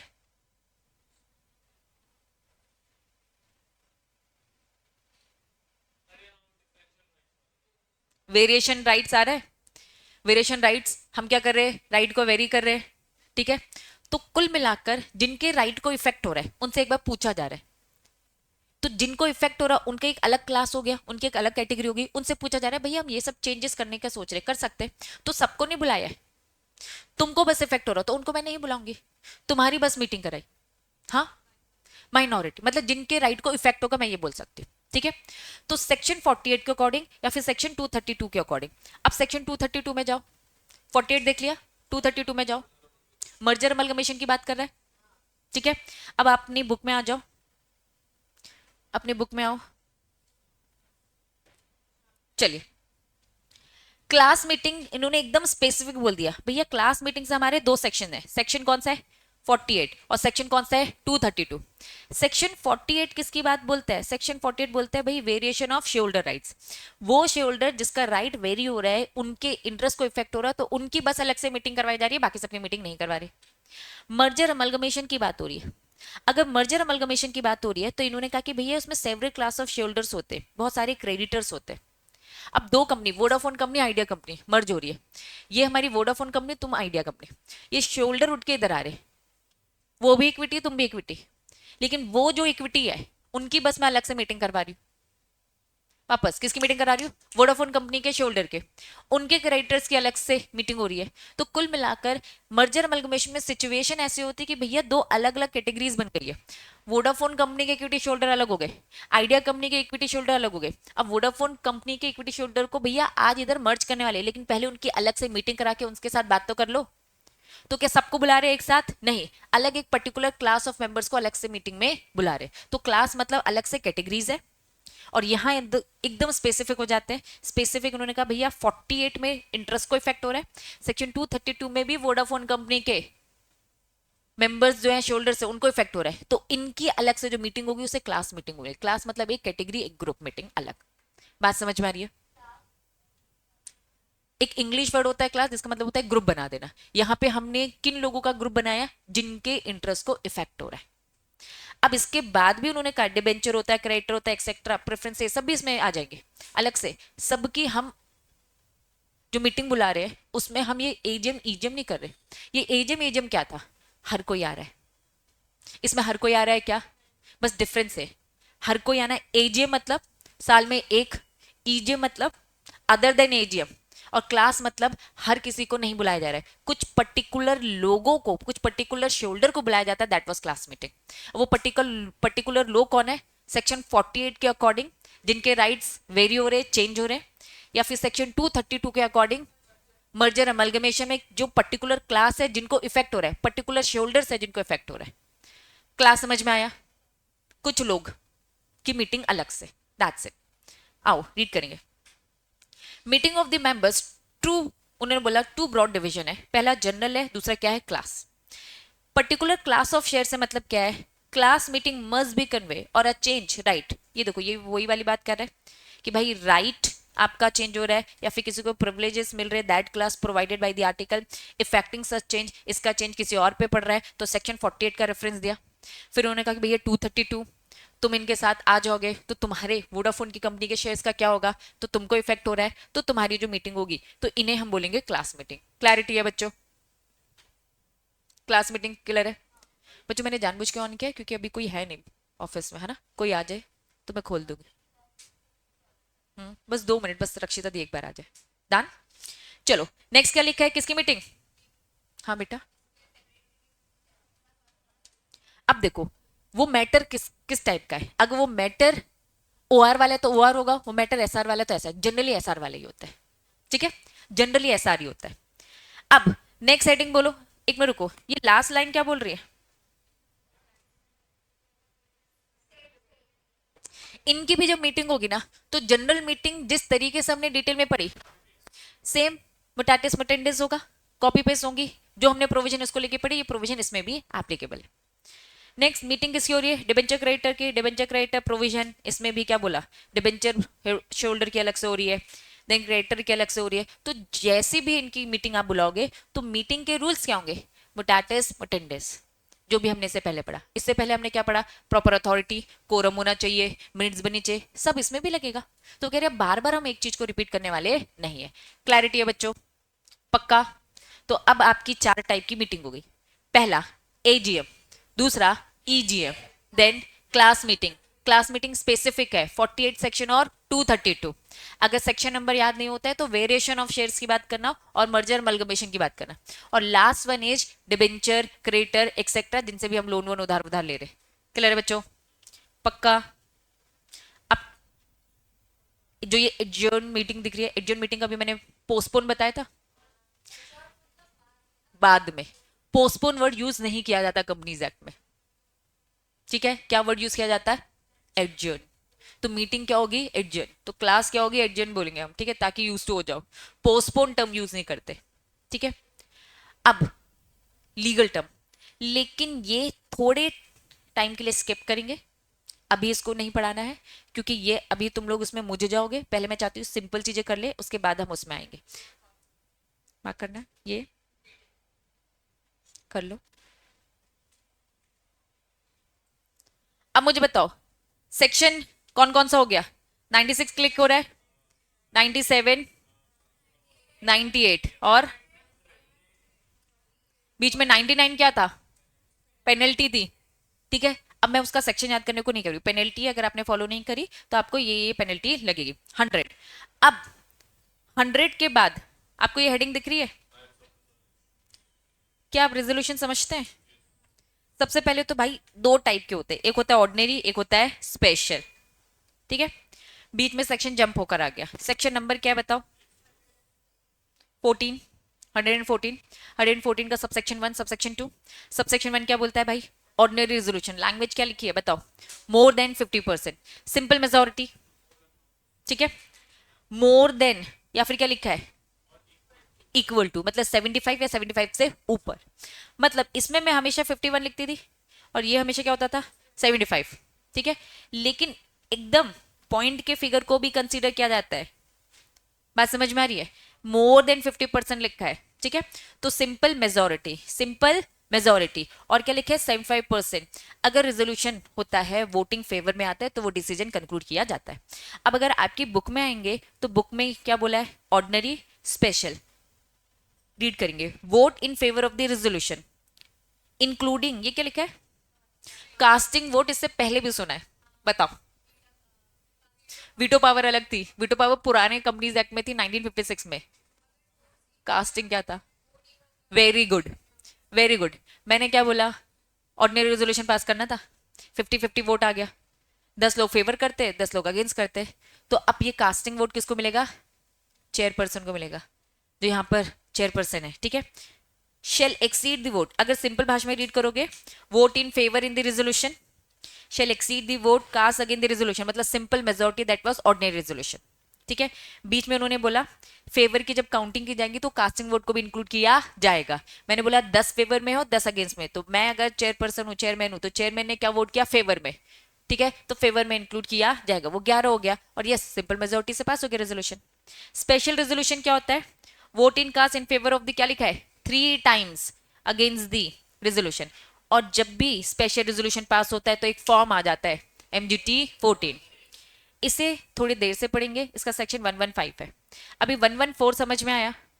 114 समझ में आया? 114 का सबसेक्शन 1, 114 का सबसेक्शन 2। अब ये आपको दिख रहा है? दिख रहा है?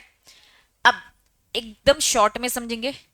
सिंपल मेजोरिटी समझ में आ गया? कोई दिक्कत तो नहीं? कुछ एग्जाम्पल्स है। ऑर्डिनरी रेजोल्यूशन पास करना है, किसे अपॉइंट करना है? अपॉइंट करना है किसको? ऑडिटर को। कुछ आपको ऑर्डिनरी बिजनेस याद आ रहे हैं?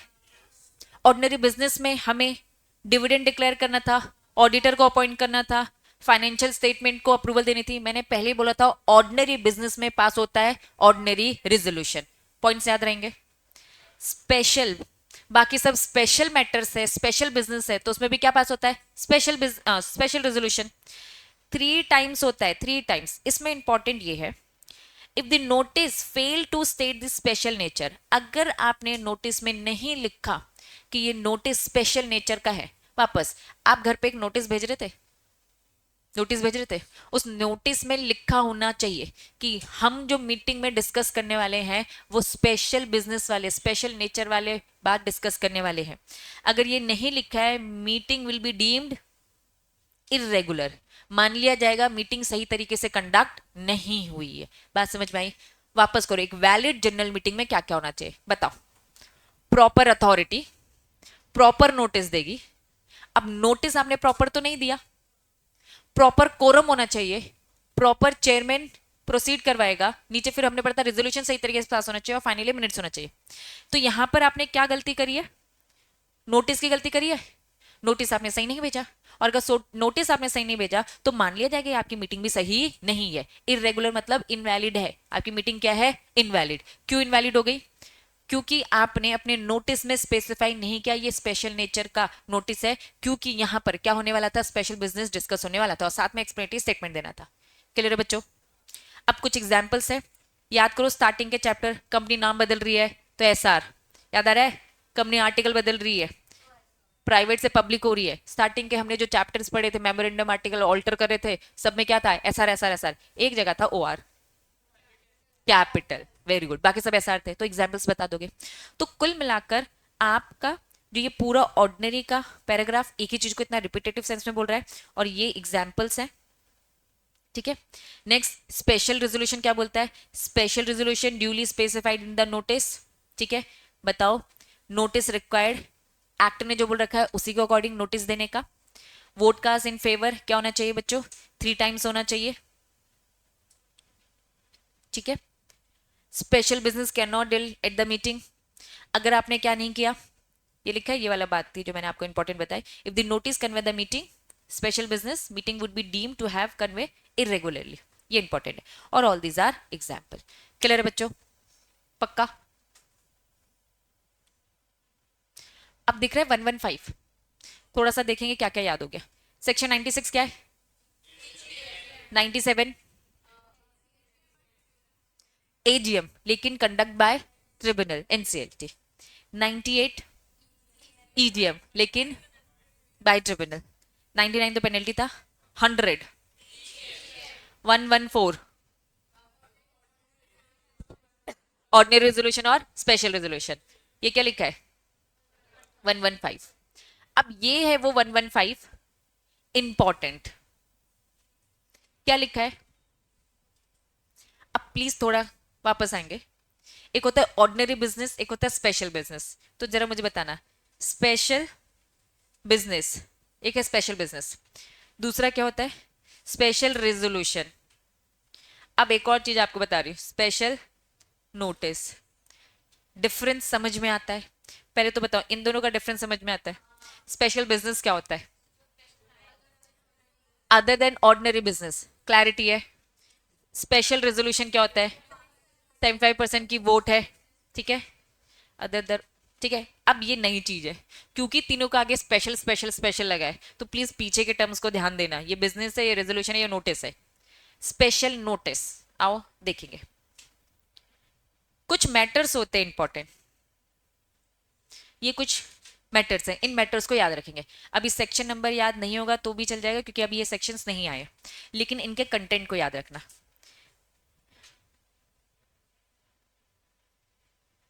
रीड करो पहला जो ये मैंने बॉक्स बनाया, क्या बोल रहा है, फोटो लेना है तो पूरा ले लो। हाँ, क्या बोल रहा है, अपॉइंटिंग ऑडिटर अदर देन, मतलब किसकी बात हो रही है, ऑडिटर। कौन से ऑडिटर की भाई, ये प्रैक्टिसिंग सीए जो फाइनेंशियल स्टेटमेंट बनाने आ रहा है, थोड़ा कंसेप्ट समझेंगे। अगर कोई ऑडिटर है, ठीक है, आईटीएस कंपनी में मैं ऑडिटर थी, तुम हो कंपनी के शोल्डर, तुम क्या हो कंपनी के शोल्डर, तुम्हें मेरा काम पसंद नहीं आया, being a shoulder being a member, तुम्हें सीए जो प्रैक्टिसिंग सीए जो ऑडिट करना है उसका काम पसंद नहीं आया। अपॉइंटिंग ऑडिटर, आपने कंपनी को एक रिक्वेस्ट भेजी, इस रिक्वेस्ट में क्या बोला, नया ऑडिटर अपॉइंट करो, अदर देन रिटायरिंग ऑडिटर। इस मीटिंग में मैं रिटायर हो रही थी, अगर मेरा काम पसंद आता तो मुझे आप क्या करते, रीअपॉइंट करते। इसी कंपनी में मैं रिटायर हो रही थी, अगर मेरा काम पसंद आता तो आप मुझे क्या करते, रीअपॉइंट।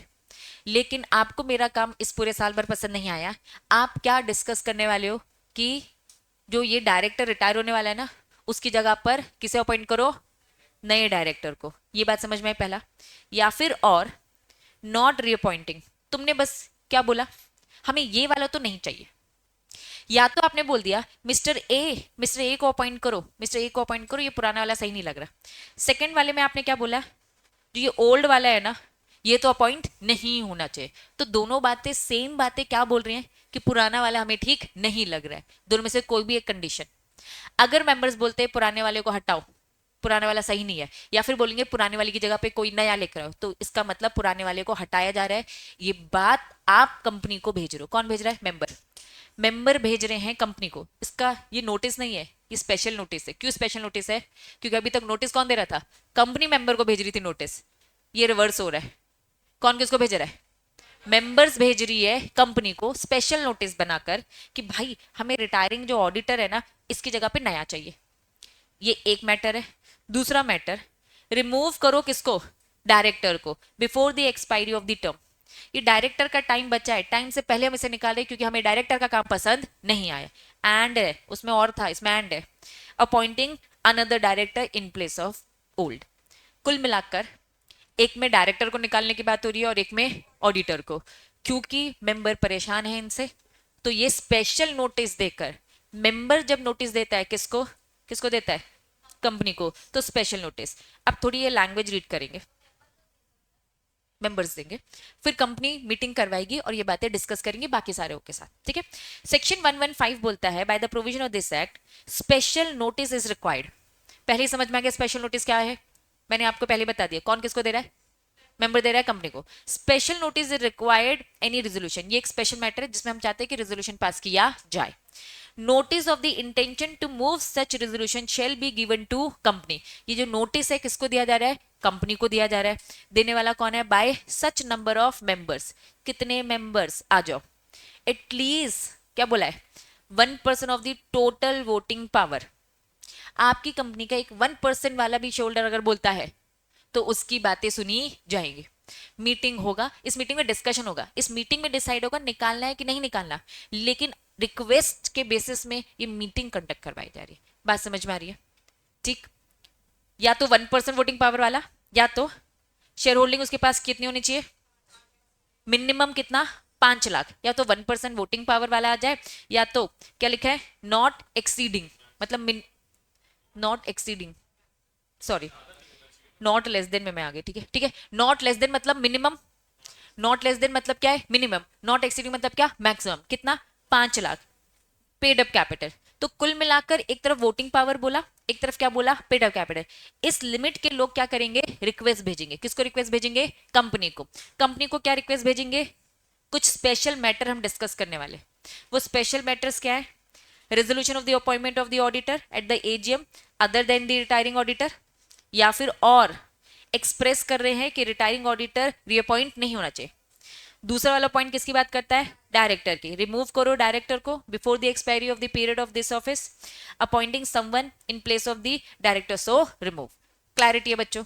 तो कुछ इंपॉर्टेंट मैटर्स है जिसे आप डिस्कस करना चाहते हो, तो यस मेंबर कंपनी को रिक्वेस्ट भेजेगा, एक नोटिस भेजेगा, लेकिन वो नोटिस नहीं बोला जाता, उसे बस क्या बोला जाता है? Special notice. क्या नोटिस और स्पेशल नोटिस में डिफरेंस समझ पा रहे हो? अब इन्होंने बस प्रोसेस बताई है। आओ, पहली हेडिंग बताओ क्या लिखा है? वो स्पेशल नोटिस कौन भेज रहा था? मेंबर भेज रहा था। तो स्पेशल नोटिस में साइन कर कर देगा, इंडिविजुअली कलेक्टिवली जितने मेंबर से बात बोल रहे थे भैया साइन कर कर दो, ठीक है। वही 1% और वही 5 लाख वाली बात उन्होंने बोली। Notice, send off the notice of the company. ये नोटिस कब सेंड किया जा रहा है? इंपॉर्टेंट। क्या लिखा है? एक बार रीड करो, मुझे बताओ समझ में आ रहा है क्या? वेरी गुड,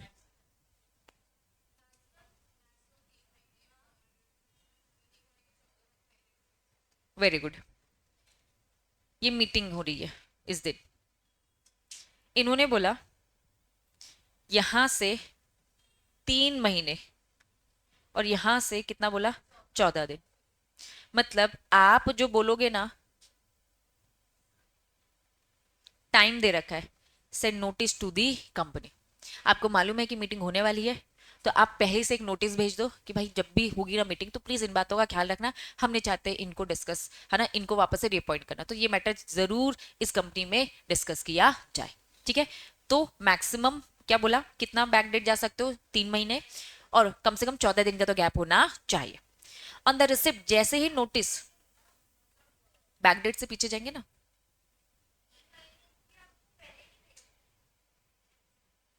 वापस यहां से ये वाला ड्यूरेशन की बात हो रही है, ठीक है।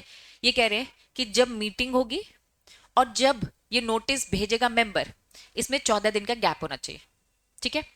अब यहां से ये ड्यूरेशन क्या बोला, 3 महीने, मतलब आप कितनी पहले भेज सकते हो, कितना पुराना। उन्होंने कहा भैया ज्यादा से ज्यादा बस 3 महीने, आपने 1 साल पहले से ना बतायो, 6 महीने पहले से ना बतायो, बस 3 महीने मैक्सिमम, ठीक है।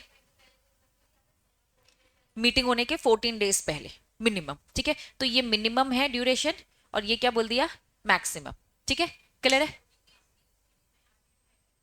हाँ, आपको मीटिंग से देखना है मीटिंग कब हो रही है। जैसे कि मैंने यहाँ पे एग्जाम्पल लिखा है, मान लो मीटिंग कब हो रही है, 30 अक्टूबर, 30 अक्टूबर को हो रही है। तो आपको 15 15 से, मतलब इस 14 दिन में नहीं देना है, मतलब गैप होना चाहिए 14 दिन का, आपको 15 से पहले पहले नोटिस आ जाना चाहिए। और कितना पहले, उन्होंने कहा भैया जुलाई के बाद, जुलाई और अक्टूबर 15 के बीच में क्या हो जाना चाहिए, आपका नोटिस आ जाना चाहिए, वो ये कहना चाहते हैं। क्लैरिटी है, पक्का। आओ, on receipt of the notice bye the company, company को जैसे ही नोटिस मिलेगा वो क्या करेगा, बाकी मेंबर्स को भी इन्फॉर्म करेगा कि ये 2 मैटर डिस्कस होने वाले हैं, ठीक है। अब तुम खुद नोटिस करो कितने दिन का गैप था, 14 दिन का, मतलब कि 21 दिन पहले नोटिस तो जा चुका होगा, ठीक है। शैली, अदिति और ज्योतिष का, इन्होंने मुझे रिक्वेस्ट भेजी, क्या रिक्वेस्ट भेजी, दीदी इस ऑडिटर को और डायरेक्टर को रिअपॉइंट मत करना। लेकिन कितने दिन पहले भेजा, आखिरी आखिरी दिन, 14 दिन पहले, लास्ट वाला 15 तारीख, 15 अक्टूबर को ही भेजा। ये बात समझ में आ रही है। लेकिन 21 दिन पहले तो मैं नोटिस तुम सबको भेज चुकी हूँ। अब जब मैं तुम सबको 21 दिन पहले नोटिस भेज चुकी हूँ तो उसमें क्या वो बातें लिखी है क्या, इस मीटिंग में मुझे क्या क्या डिस्कस करना है, मैंने दूसरी बातें लिखी है क्या, इन तीनों की जो रिक्वेस्ट आई मेरे पास, क्या ये बातें इसके अंदर इंक्लूड है क्या, नहीं। अगर तुमने 3 महीने पहले भेजा था इन लोगों ने तो मैं नोटिस में पहले से ही लिख दूंगी। लेकिन ये बस 14 दिन पहले आते हैं तो पॉसिबल है क्या मेरे लिए अब इनको ये बात बता पाना, नहीं। साफ इन्होंने बोला, पहला पॉइंट तो सी तो समझ में आ गया, कंपनी इमीडिएटली आफ्टर रिसिप्ट, जिस दिन मुझे पता चला उसी टाइम में बाकी रिमेनिंग मेंबर्स को बताऊंगी। लेकिन एटलीस्ट कितना, 7 डेज बिफोर द मीटिंग, 7 दिन पहले। अब 14 दिन है, 14 दिन का बीच में था गैप। इन्होंने बोला कि जब भी आपको मिला तो हमने ये 14 दिन का गैप इसीलिए रखा है कि मैं बाकी लोगों को बता सकूं। अब 7 दिन, 7 दिन के अंदर अंदर मुझे आप तक ये एक्स्ट्रा इन्फॉर्मेशन भी पहुंचानी है थ्रू नोटिस।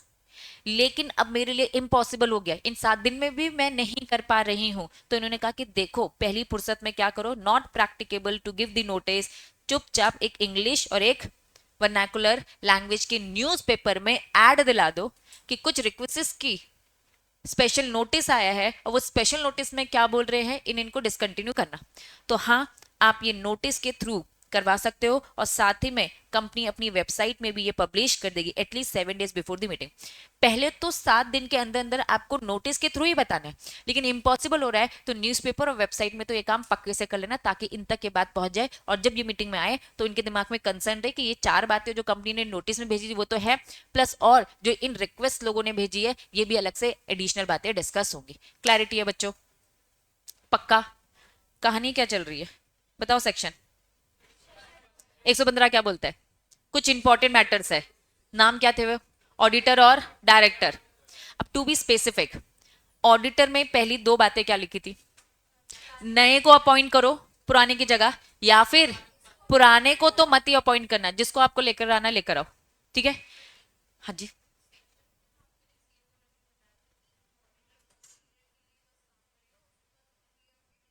हाँ, कुछ टाइम तक के लिए होगा, 5 साल होते हैं। आपने एक ही साल में इसका काम देखा और सही नहीं लगा तो आप तुरंत ही उसको निकालने का सोच रहे हो।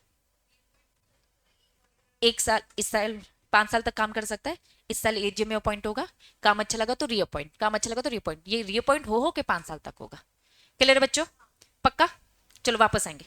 हाँ, तो मैटर क्या था कि नए को अपॉइंट कर लो, पुराने को तो मत ही करना। डायरेक्टर के केस में क्या बोला, टाइम से पहले निकाल रहे, इसकी जगह पे नया एंड और का कंसेप्ट याद रखें, ये इंपॉर्टेंट और था। अब होगा क्या, कौन किसको नोटिस देगा, मेंबर नोटिस देगा कंपनी को, कब नोटिस देगा, 3 महीने से ज्यादा पुराना नहीं होना चाहिए, और कम से कम 14 दिन का गैप होना चाहिए, मतलब वो 14 से मैक्स मिनिमम और मैक्सिमम 3 महीने के बीच में देना है नोटिस। ये बात क्लियर होगी।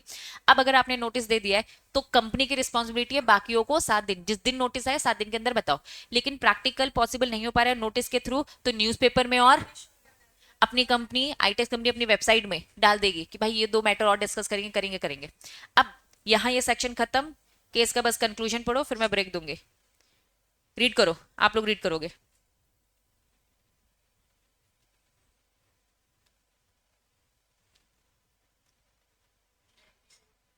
किसको निकालना चाह रहे थे? The company received a request to hold a meeting EGM to discuss the removing the managing director.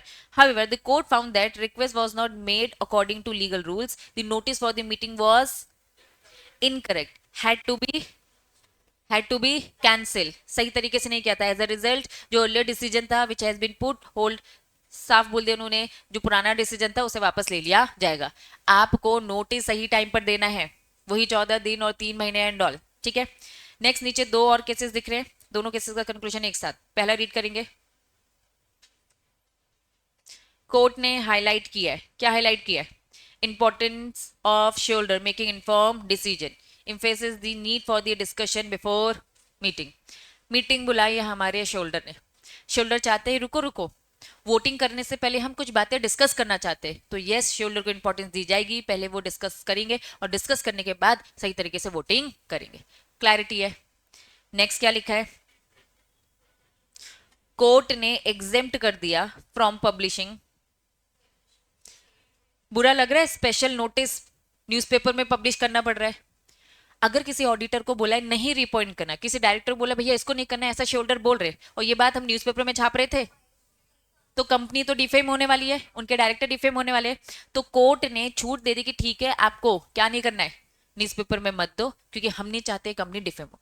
मुझे बताओ ये न्यूज़पेपर में देने वाली बात आई कब थी? बिल्कुल कट टू कट हो गया था, हमारे लिए इम्पॉसिबल है कि भैया नोटिस अभी मीटिंग अभी खड़े पे होने वाले और हम ये कैसे बताएं इनको। तो फिर उन्होंने बोला भैया न्यूज़पेपर में देना पड़ेगा। लेकिन कहीं ना कहीं न्यूज़पेपर में ये बात देना हमारी कंपनी के लिए गलत है, उस ऑडिटर उस डायरेक्टर के लिए गलत है, तो कोर्ट चाहे तो आपको उन फॉर्मेलिटी से छूट भी दे सकता है। बात समझ में आ गई? यहाँ ये टॉपिक होता है ओवर, और एक छोटा सा ब्रेक भी लेंगे।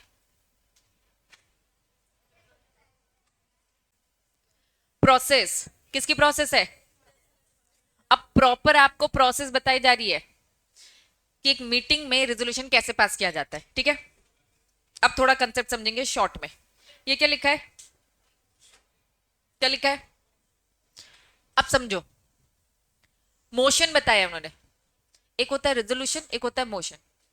मैं अभी आपसे कोई बात डिस्कस करने वाली हूं, मोशन बिकम अ रेजोल्यूशन। ये मोशन रेजोल्यूशन में कन्वर्ट होगा जब वोटिंग हो जाएगी। बात समझ में आ रही है? मैं ये कह रही हूँ कि आज मैं एक नया ऑडिटर अपॉइंट करने वाली हूँ, तो जो ये नॉर्मल डिस्कशन है, जो ये मैंने बोला, इन सारे स्टेटमेंट को क्या बोला जाएगा? मोशन। अब जैसे तुम लोगों ने वोटिंग किया बाय शो ऑफ हैंड, ऐसे करके मैंने काउंट किया, काउंट करने के बाद मुझे पता चल गया मेजोरिटी से रेजोल्यूशन पास हो गया, तो मोशन ही आगे चलकर क्या बन जाता है? रेजोल्यूशन बन जाता है। When the majority approve it. क्या मोशन समझ में आया? मोशन और रेजोल्यूशन में डिफरेंस समझ में आ रहा है? Amendment can be made during the discussion. अब जब मैं यहाँ पे डिस्कशन करूँ कि भाई आपके सामने 4 डायरेक्टर है, किसको वोट करना चाहते हो, हम न्यू ब्रांच खोलने वाले, तो कोई भी मैटर अगर मैं डिस्कस कर रही हूँ, तो इस डिस्कशन में क्या किया जा सकता है? अमेंडमेंट किया जा सकता है। डिस्कशन कर रहे हैं तो कुछ भी बातें इसमें रख सकते हैं, but they must be relevant and not, क्या लिखा है? नेगेट मतलब neglect the main motion. Main मुद्दे से नहीं भटकना है। पता चला डिस्कशन करते करते इतना डिस्कशन हुआ कि भाई और ही भटक गए कि नहीं हमें ये करना चाहिए वो करना चाहिए। इन्होंने कहा भाई मुद्दे से नहीं भटकना, मुद्दे में ही रहना। अमेंडमेंट कर सकते हो, बातों को थोड़ा इधर उधर कर सकते हो, लेकिन मेन कंटेंट से इधर उधर मत होना, मेन मोशन से मेन टॉपिक से मत हिलना। Chairman has the authority to accept and reject the amendments. मैं यहाँ पे चेयरमैन हूं, मैं यहाँ पे डिस्कशन करवा रही हूँ, तो आप 1 बाय 1 करके क्या करेंगे? डिस्कशन करेंगे। अब जो ये डिस्कशन होगा, ये किसकी रिस्पॉन्सिबिलिटी होती है? चेयरमैन की, कि क्या क्या अमेंडमेंट लेना है, किन बातों को डिस्कस करना है, किन बातों को डिस्कस नहीं करना है। ये पूरा प्योरली किसके ऊपर रहेगा? चेयरमैन के ऊपर। Amendment are put to a vote. फिर अमेंडमेंट को हम आगे चल के क्या करवाएंगे, वोटिंग करवाएंगे, and if accepted incorporate into the main motion. जो मेन मैटर है डिस्कस करने वाला है, इसमें तुम कुछ बातें डिस्कस करने वाले, अमेंडमेंट करके कुछ दूसरी बातें डिस्कस करना चाहते हो, ये प्योरली चेयरमैन के ऊपर है। चेयरमैन आप ही लोगों से पूछेगा कि ये जो बातें हैं इसे आगे कंटिन्यू करना चाहिए कि नहीं करना चाहिए, फिर आप कहोगे हाँ इसे आगे कंटिन्यू करना चाहिए, तभी जाकर हम क्या करेंगे, एक कंप्लीट रेजोल्यूशन पास करेंगे। Only one amendment can be discuss at a time. चल क्या रहे मुझे जरा बताओ, डिटेल मीटिंग के अंदर होता कैसे है काम। तुम मुझे बताओ, जब भी कोई बातें होती है, फॉर एग्जाम्पल मैं आपसे बोलती हूँ कि मुझे टेस्ट देना है, इमोशन है, ठीक है। अब ये बात अलग है मैं वीटो पावर यूज करती हूँ और बोलती हूँ होगा ही होगा, गलत बात है ये, ठीक है। अब गलत बात करते तो है तो करते हैं भाई। चलो, तो तरीका क्या है, पहले क्या होना चाहिए, सही बात क्या होनी चाहिए, डिस्कस करते हैं कि भाई टेस्ट परसों रखना चाहिए कि नहीं रखना चाहिए, तो वोटिंग होगी और कोई वोट नहीं करने वाला है ना, तो वोटिंग होगी, मेजोरिटी से ओआर पास होगा, तो हम कहेंगे हाँ ये। तो मैंने जो बात रखी टेस्ट वाली, दैट वाज मोशन। लेकिन जब आपने resolution voting show off hand से किया तो ये रेजोल्यूशन पास हो गया। लेकिन मैंने जब परसों बोला तो आपने पहले मोशन में ही अमेंडमेंट करवाए, बोला नहीं नहीं दीदी परसों नहीं, चैप्टर बहुत बड़ा है ना, थोड़े 4 दिन और दे दो, एक हफ्ता 10 दिन दे दो, इतनी अजीब अजीब सी बातें करते हैं। तो चेयरमैन की रिस्पॉन्सिबिलिटी ये अमेंडमेंट लेना है कि नहीं लेना। तुमने बोला दीदी 1 महीने बाद रखना, मैंने रिजेक्ट कर दिया। तुमने बोला दीदी 4 दिन बाद, तो मैं चाहूं तो एक्सेप्ट कर सकती हूँ। अब 4 दिन बाद के लिए भी मैं चाहूं तो क्या करवा सकती हूँ, वोटिंग करवा सकती हूँ। कितने बच्चे बोल रहे हैं 4 दिन वाले, क्या बातें समझ में आ रही है। तो इसी तरीके से काम होता है कंपनी के अंदर। तो बीइंग अ सीएस आपको ये सारी चीजें एज पर रूल्स रेगुलेशन चले, ये आपको देखना है। तो क्या मोशन और रिजोल्यूशन समझ में आए। बस ये बात मैंने आपको पॉइंट वाइज बताई है, ये इन्होंने यहाँ पे बताई कि resolution propose as a motion, पहले वो स्टार्टिंग में मोशन होता है, रेजोल्यूशन हो जाता है जब मेजोरिटी से मेंबर क्या देते हैं, वोटिंग करते हैं। Only such motion propose covered by the agenda, agenda में पहले से टॉपिक दी हुई है, 4 बातें डिस्कस होनी है, उन्हीं को लेकर यहाँ पे डिस्कशन होगा, ठीक है। सर्टेन मोशन में rise out of the discussion, आप चाहो तो क्या कर सकते हो, में allowed where is no special resolution is mandatory. इन्होंने कहा कि कुछ दूसरे मैटर्स भी आप लेके आ सकते हो, उसके लिए अलग से स्पेशल रेजोल्यूशन की जरूरत नहीं है। तो पूरी कहानी बस ये कह रहे कि मोशन बीइंग डिस्कस में अंडरगो अमेंडमेंट, अमेंडमेंट भी हो सकते हैं। चेयरमैन एब्सोल्यूट डिस्क्रिएशन, डिस्क्रिएशन मतलब क्या, मर्जी है, उसकी मर्जी है कि वो एक्सेप्ट या रिजेक्ट कर सकता है, वेरियस ग्राउंड में कर सकता है, ठीक है। उसे अगर ठीक नहीं लग रहा है, इरेलेवेंट लग रहा है तो रिजेक्ट भी कर सकता है। एक बार में भैया एक ही अमेंडमेंट को लेकर डिस्कशन करो, फिर दूसरा, फिर तीसरा, फिर चौथा करो।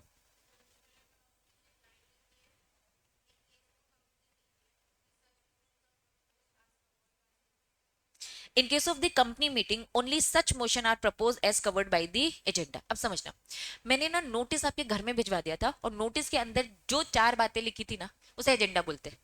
नोटिस के टॉपिक, एनुअल फंक्शन होता है, एनुअल फंक्शन जब होता है तो तुम्हें एक पर्चा मिल जाता है कि पहले चीफ गेस्ट आके 15 मिनट का क्या देंगे, है ना, भाषण देने वाले, फिर एक गाना गाया जाएगा, तो दैट वाज एजेंडा। टॉपिक बता दिया ये होगा ये होगा ये होगा, तो जो नोटिस के एजेंडा में लिखा था ना वही बातें डिस्कस होनी चाहिए, उससे अलग मोशन डिस्कशन होना ही नहीं चाहिए। मैंने बोला टेस्ट का डिस्कशन तो टेस्ट का होगा, तुम पार्टी का डिस्कशन नहीं कर सकते, क्योंकि मैंने नोटिस में लिखा था टेस्ट की बातें डिस्कस करेंगे। समझ में आ गया। अब वो आ जाता है उसको दबाना पड़ेगा, चेयरमैन है वो रिस्पॉन्सिबल उसके लिए कि वो दबा देगा। बात समझ में आ गई, पक्का। चलो, ये पूरी बातें वैसे ही है, चेयरमैन के पास डिस्क्रिप्शन है to decide what order the various amendment should be taken for the consideration, ठीक है। हेडिंग बताओ क्या लिखा है, resolution and agreement to be filed with the, कौन है ये रजिस्ट्रार, आरओसी। एमजीटी 14 क्लिक हो रहा है, जितने स्पेशल रेजोल्यूशन होते थे आपको एमजीटी 14 देना है। लेकिन बच्चों ये तो बस छोटा सा एक एग्जाम्पल था, अब हम पढ़ने वाले हैं ये एमजीटी 14 आरओसी को कब देना होता है। कुछ यहाँ पे लिस्ट दे रखे हैं, कुछ यहाँ पे इवेंट्स दे रखे हैं, ये लिस्ट दिख रही है। पहली लिस्ट क्या दे रखी है, स्पेशल रेजोल्यूशन। जब भी आपकी कंपनी ने स्पेशल रेजोल्यूशन पास किया वहां से 30 दिन के अंदर, वहां से कितने दिन के अंदर, 30 दिन के अंदर आरओसी को क्या करने का, इन्फॉर्म करो कि हमने ये वाला स्पेशल रेजोल्यूशन, ये वाला स्पेशल मैटर डिस्कस किया है। बात समझ में आई भाई, ये सारी चीजें उन्होंने क्या, एक आईएफएससी फुल फॉर्म बताओ, इंटरनेशनल फाइनेंशियल सर्विस सेंटर, ठीक है। चाहे वो पब्लिक कंपनी हो चाहे वो प्राइवेट कंपनी हो, इनको 30 की जगह क्या समय दिया गया है, 60 डेज का छूट है ना। मतलब तुम्हें 30 दिन नहीं, तुमको हमने थोड़ा ज्यादा टाइम दिया, तुम 60 दिन के अंदर भी फाइल करोगे तो भी हमारा काम चल जाएगा। अगर कंपनी फेल हो जाती है तो यहाँ पेनल्टी दे रखी है, पेनल्टी खुद से रीड करेंगे। आओ, इंपॉर्टेंट, ये लिस्ट है उन मैटर्स की जिसमें आपको MGT 14 फाइल करना ही करना है। स्पेशल रेजोल्यूशन स्टार्टिंग से पढ़ते आ रहे हो क्योंकि वही देखा है, तो यस, जैसे जिस दिन आपका स्पेशल रेजोल्यूशन पास हुआ, आज पास हुआ, मेरे पास 30 दिन का समय है ROC को MGT 14 फाइल करने का। पहला पॉइंट क्लियर है। दूसरा क्या लिखा है, रेजोल्यूशन अग्रीड बाय, मतलब यूनानिमस बोल सकते हैं। मतलब कुछ मैटर ऐसे हैं यहाँ पे डिस्कस हुए जिसमें 100% लोगों ने हाँ दिया है, तो ये भी इंपॉर्टेंट है। कुल मिलाकर आपको आरओसी को सारी इंपॉर्टेंट बातें बतानी है। तो इंपॉर्टेंट बातों में पहले स्पेशल रेजोल्यूशन आता है, दूसरा वो मैटर आता है जिसमें सारे शोल्डर ने हामी भरी है, ठीक है। तीसरा, रेजोल्यूशन किसने पास किया है, बोर्ड ऑफ डायरेक्टर, मतलब बोर्ड रेजोल्यूशन। या तो कोई रेजोल्यूशन है बोर्ड ऑफ डायरेक्टर का, या तो क्या है, अग्रीमेंट है।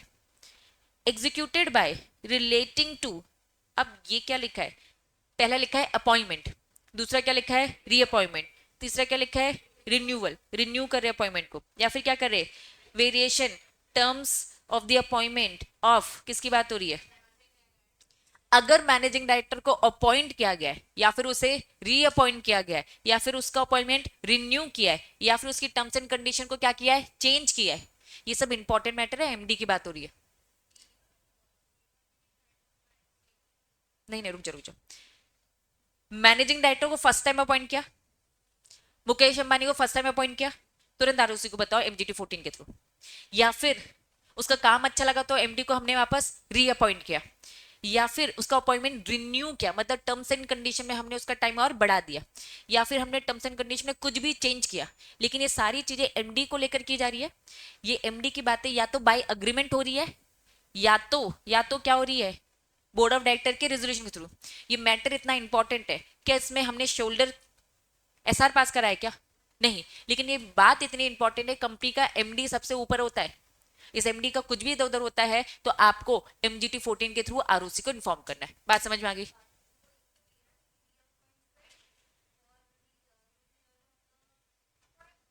देखो, हो सकता है फर्स्ट टाइम आपने आज अपॉइंट किया MD को, मुकेश अंबानी को, आपने आज MGT 14 फाइल किया, एक साल बाद क्या होता है उसका, रीअपॉइंटमेंट, फिर से भेजो, फिर उसने क्या बोला, रिन्यू होता है 2 साल बाद, फिर उन्होंने बोला टर्म्स एंड कंडीशन में, मतलब जितनी बार ये सारी चीजें इवेंट आएंगे ना, तब तब आपको बार बार बताना पड़ेगा। मतलब ऐसे नहीं कि एक बार बता दे बस हो गया, रीअपॉइंट किया है बताओ, टर्म्स एंड कंडीशन चेंज किया बताओ, क्लैरिटी है, पक्का।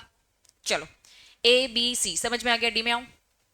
अगर एक रेजोल्यूशन पास किया गया या अग्रीमेंट किया है, उस अग्रीमेंट में which has been agreed by any class of members but which if not so agreed to या would not have been effective for their purpose unless they have been passed specified majority या फिर otherwise in some particular manner all the resolution agreement which effectively bind such class of member। ये class of member से क्या click हो रहा है, कुछ specified class of है, उनके राइट्स में इफेक्ट हो रहा है, वो उसमें रेजोल्यूशन पास करे कि नहीं करे, जो भी वट एवर सिचुएशन है। इन्होंने कहा ये वाला मैटर भी इंपॉर्टेंट है क्योंकि वो क्लास ऑफ मेंबर्स को लेकर बात हो रही है, not agreed by all those member. अगर वो अग्री नहीं कर रहे हैं, जैसे सेक्शन 48 में हमने पूछा था, वो अग्री नहीं कर रहे हैं, तो बच्चा ये सारी बातें आपको बतानी है क्योंकि ये क्लास ऑफ मेंबर है, इनके साथ कहीं कुछ गलत तो नहीं हो रहा, आरओसी बस ये देखना चाहता है। ये कुछ माइनॉरिटी के लोग हैं, कुछ भीड़ से अलग लोग हैं, वो हाँ बोल रहे ना बोल रहे क्या बोल रहे, उनकी बातों को थोड़ा सा कंसीडर करना चाहता है आरओसी, इसीलिए उसने कहा कि भैया इनके साथ जो भी मैटर डिस्कस होगा अलग से मीटिंग में हाँ बोलेंगे ना बोलेंगे हमें आकर बताने का। क्लैरिटी है बच्चों, पक्का। किसके थ्रू बताएंगे, थ्रू MGT 14। ई पॉइंट बोलता है क्या हो रहा है कंपनी का, वाइंडिंग अप हो रहा है, लेकिन कैसे हो रहा है, वॉलंटरी, IBC में खुद से लेकर जा रहे हो। भाई खुद से क्यों बंद कर रहे हो, पहले MGT 14 से हमें बताओ, हम थोड़ा देखेंगे कंसिडर करेंगे। नेक्स्ट, रेजोल्यूशन पास किया गया है, सेक्शन का रेफरेंस दिया है, ये सेक्शन इससे पहले भी आया है, section 179 sub section 3। Board of director के पास पावर होती है बोरिंग करने की, कुछ याद आ रहा है, बोर्ड ऑफ डायरेक्टर के पास डिटेल पावर। तो सेक्शन 179, ये अभी जनरल मीटिंग चल रहा है, इसके बाद हम डायरेक्टर ही पढ़ेंगे, ठीक है। तो 179 पूरी डिटेल पावर देता है कि डायरेक्टर के पास क्या क्या पावर है। तो यहाँ पे उन्होंने स्पेसिफिक बोला, हम सबसेक्शन 3 की बात कर रहे हैं, no person shall be entitle under section 299 to inspect and obtain the copy of such resolution. इन्होंने साफ बोला कि भाई यहाँ पे लोन बोरिंग से रिलेटेड कुछ भी जो भी पावर है आपके डायरेक्टर के पास, उससे रिलेटेड अगर रेजोल्यूशन पास किया गया है तो एमजीटी 14 के थ्रू आपको आरओसी को इन्फॉर्म करना है। Any other resolution agreement prescribe place in the, क्या होता है पब्लिक डोमेन। इन्होंने कहा कि भाई पब्लिक के लिए जो भी पब्लिकली डोमेन पब्लिकली प्लेस अगर जो भी इंफॉर्मेशन है, जो भी प्रिस्क्राइब, जो हमारी सरकार अगर बोल दे प्रिस्क्राइब, कोई भी रेजोल्यूशन कोई भी अग्रीमेंट जो प्रिस्क्राइब कर रखा है, जो प्लेस कर रखा है पब्लिक डोमेन में, मतलब कि आपको बोल रखा है वेबसाइट में दिखाने का, मतलब वो इतनी इंपॉर्टेंट है। अगर वो इंपॉर्टेंट है दैट मीन्स आपको वो सारे मैटर एमजीटी 14 के थ्रू किसको बताने का, आरओसी को बताने का। वापस हेडिंग बताओ, हेडिंग क्या है। एमजीटी 14 के थ्रू आपको आरओसी को कुछ इंपॉर्टेंट बातें इन्फॉर्म करनी है। जब भी वो काम होगा वहां से 30 दिन के अंदर, तो नोटिस करना कब वो काम हुआ, वहां से 30 दिन का ही समय है। अब ये छूट उन्होंने दे रखी है एफएससी सेंटर कंपनीज को, चाहे पब्लिक को प्राइवेट, 30 दिन की जगह क्या बोल दिया 60 दिन के अंदर।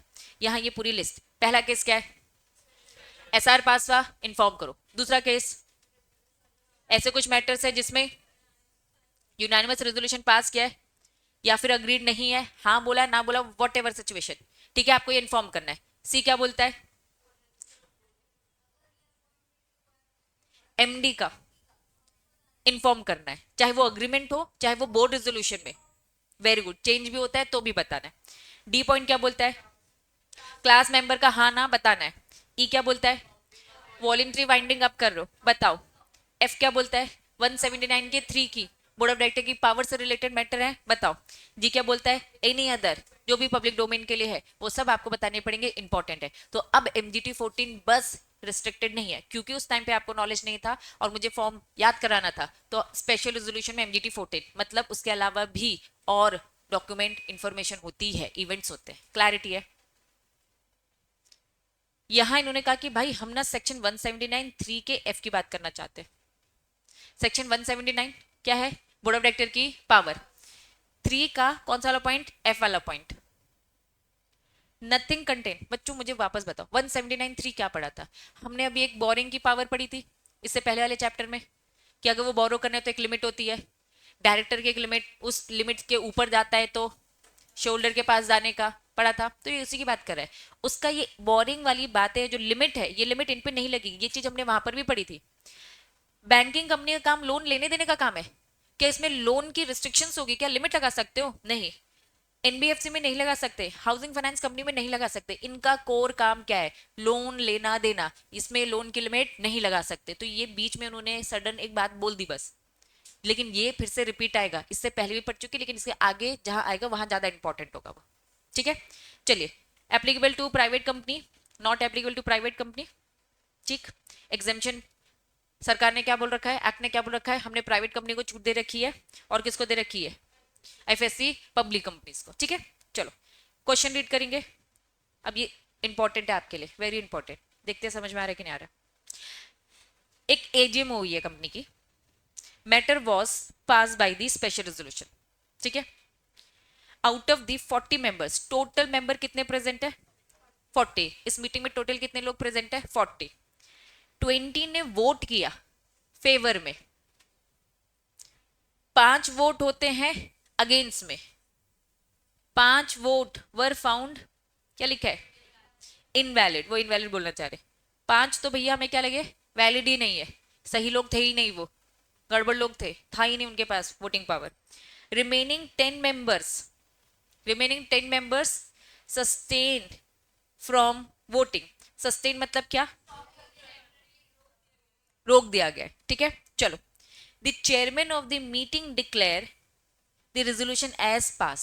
अब मुझे थोड़ा सा बताओ, कंपनी में है कितने मेंबर्स, एग्जाम्पल बना रही हूँ 100 है, लेकिन आए मीटिंग में कितने, तो हमें बाकियों के 60 से कोई लेना देना नहीं है।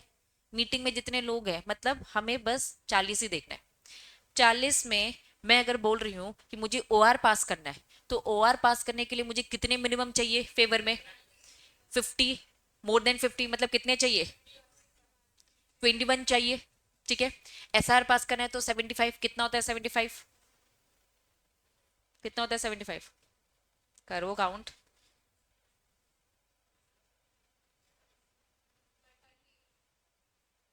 30, ठीक है। चलो, एक फेवर है, एक अगेंस्ट है, और एक क्या है, इनवैलिड है, और एक क्या था, सस्टेन मतलब रोकना, स्टॉप करना। ठीक है चलो, फेवर में कितने लोग थे, अगेंस्ट में कितने लोग थे, इनवैलिड मतलब इन्हें काउंट ही नहीं करेंगे, सस्टेन मतलब इन्हें रोक दिया गया है। बच्चों इन्हें देखना ही नहीं है, इन्हें काउंट करना ही नहीं है। मतलब 40 में से 15 हटा दो, 40 में से क्या करो, 15 हटा दो, कितना रिमेनिंग बचता है, 25। अब फेवर कितने लोगों ने किया, कि बात समझ में आ रही है, हम कंसीडर ही इतने लोग करेंगे, बाकी तो इनवैलिड है ना, सही लोग है ही नहीं, या फिर किसके पास पावर नहीं है, पावर नहीं है, या फिर पावर नहीं है वो वोट देने आ गया, इनवैलिड। या फिर बच्चों पावर है, कुछ गड़बड़ है, इंटरेस्टेड है, कभी कभार ऐसा होता है कि भाई जो मैटर डिस्कस करने वाले यहाँ पे इंटरेस्टेड पर्सन है, इंटरेस्ट पर्सन को वोटिंग करने नहीं दिया जाता है, तो सस्टेन कर दिया गया, रोक दिया गया।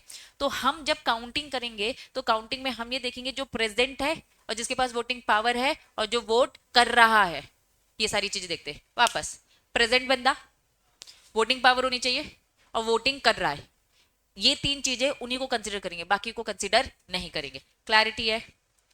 चलो, इंपॉर्टेंट सेक्शन नंबर 101, पहले शॉर्ट में, वेरी वेरी वेरी इंपॉर्टेंट, सब लोग प्लीज स्क्रीन में देखेंगे, रीडिंग करने का टाइम अलग, ठीक है। वापस, सेक्शन कौन सा है, 101। 101 क्या बोलता है, नोटिस। मुझे बताओ, अभी तक हमने नोटिस का एक ड्यूरेशन पढ़ा था, 21 डेज पहले नोटिस देने का। क्या लॉजिक है 21 डेज का गैप का, सब लोग अपनी खुशी से प्रेजेंट हो पाए, जिसको नहीं आना वो नहीं आए, लेकिन जो आना चाहता है उसके पास प्रॉपर टाइम तो रहे। ठीक है चलो, a general meeting of company में call by giving not less than, अब लैंग्वेज जरा समझेंगे, क्या लिखा है, 21 क्लियर डेज। आप 21 डेज नहीं लिखोगे, मुझे 21 क्लियर डेज ही चाहिए। अगर आपको मीटिंग करनी है तो उसका नोटिस आपको भेजना पड़ेगा, और नोटिस कितने दिन पहले, 21 क्लियर डेज। क्यों क्लियर बोल रखा है, आओ बताएंगे, बताइए बताइए।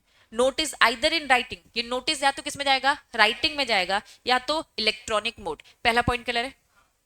दूसरा, 21 क्लियर डेज से मतलब क्या है, एक्सक्लूसिव, काउंट नहीं करेंगे। क्या काउंट नहीं करेंगे, पहले क्या लिखा है, सर्विस ऑफ नोटिस मतलब क्या, नोटिस जा रहा है, क्या बात समझ में आ रही है। आज, आज वो दिन है जिस दिन नोटिस भेजा, तो आज वाला दिन काउंट नहीं करेंगे।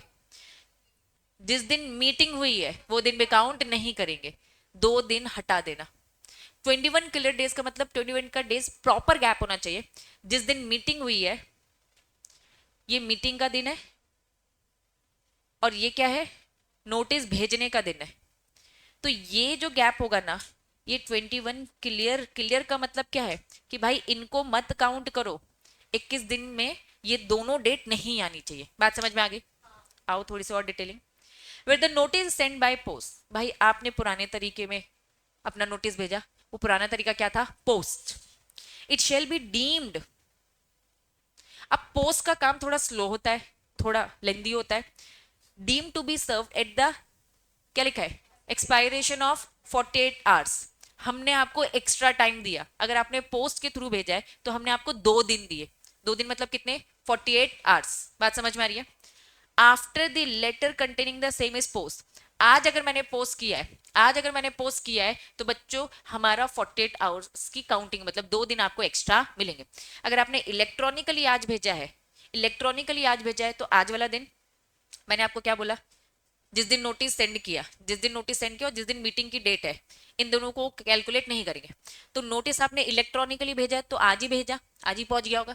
लेकिन आपने पोस्ट के थ्रू किया, तो पोस्ट के थ्रू अगर आप करोगे तो इन्होंने कहा पहले तो वो दिन, आज नोटिस भेजा, आज नोटिस भेजा, प्लस पोस्ट वाले में हमने आज नोटिस भेजा और 48 आवर्स और दिए, मतलब 2 दिन और एक्स्ट्रा दिए। 48 आवर्स समझ में आया, वो आज वाला दिन 48 आवर्स और अलग से, फिर क्या लिखा है, बीच में आएगा 21 क्लियर डेज, फिर डेट ऑफ जनरल मीटिंग, मतलब पूरे दिन मिलाकर कितने होते हैं, 25 दिन होते हैं। कैसे 25 दिन हो रहा है, 21 क्लियर डेज हो गए, एक दिन ये हो गया, ये कितने हो गया, 2 हो गया, और ये क्या हो गया, 2 3 4, बात समझ में आ गई? तो ये 4 दिन कैसे कैलकुलेट हो रहा है? तो आओ अब मुझे बताओ 21 किलर डेज का मतलब समझ में आया? प्रॉपर आपको काउंटिंग करनी पड़ेगी। अगर आपको लग रहा है दीदी बहुत कंफ्यूजन है, 30 दिन पहले करो। मिनिमम गैप बोला है ना, मैक्सिमम कुछ बोला क्या? 1 महीने पहले करो, कोई लोचा ही नहीं होगा। प्रैक्टिकल की बात कर रही हूँ। लेकिन अगर आपके पास टाइम कम है और आपको जल्दी से जल्दी एजम करवानी है, क्योंकि आपको 6 महीने के अंदर अंदर एजम करानी है, तो आपको इतना समय 25 दिन का तो समय लेना पड़ेगा। दैट मीन्स अगर आपकी 30th सितंबर को एजम होनी है, तो आपको कितने दिन पहले? 25 दिन गिन लेना। क्यों? क्योंकि बीच में पोस्ट का भी काम है, हमें इन डेट को भी काउंट ही नहीं करना है, तो 25 दिन लो। अदरवाइज 21 डेज किलर डेज का गैप, इन्होंने कहा 21 डेज में इस डेट को काउंट मत करना, जिस दिन नोटिस भेजा था उसको नहीं। मतलब अगर आपके पास 25 दिन पर्याप्त है ना, तो आपकी मीटिंग हो सकती है। मतलब 25 दिन पहले आपका नोटिस आ जाना चाहिए। क्लैरिटी है? एकदम डॉट 21 दिन नहीं चल सकते आप। पक्का? तो क्यों, कैसा कंसेप्ट है? अब इन्होंने बोला provision of the shorter notice. अगर आपको नोटिस भेजना है तो 21 दिन पहले का नोटिस, लेकिन आप चाहो तो क्या कर सकते हो? शॉर्ट ड्यूरेशन में भी अपनी मीटिंग कंडक्ट करवा सकते हो। वो शॉर्ट ड्यूरेशन क्या होगा? 21 दिन से कम।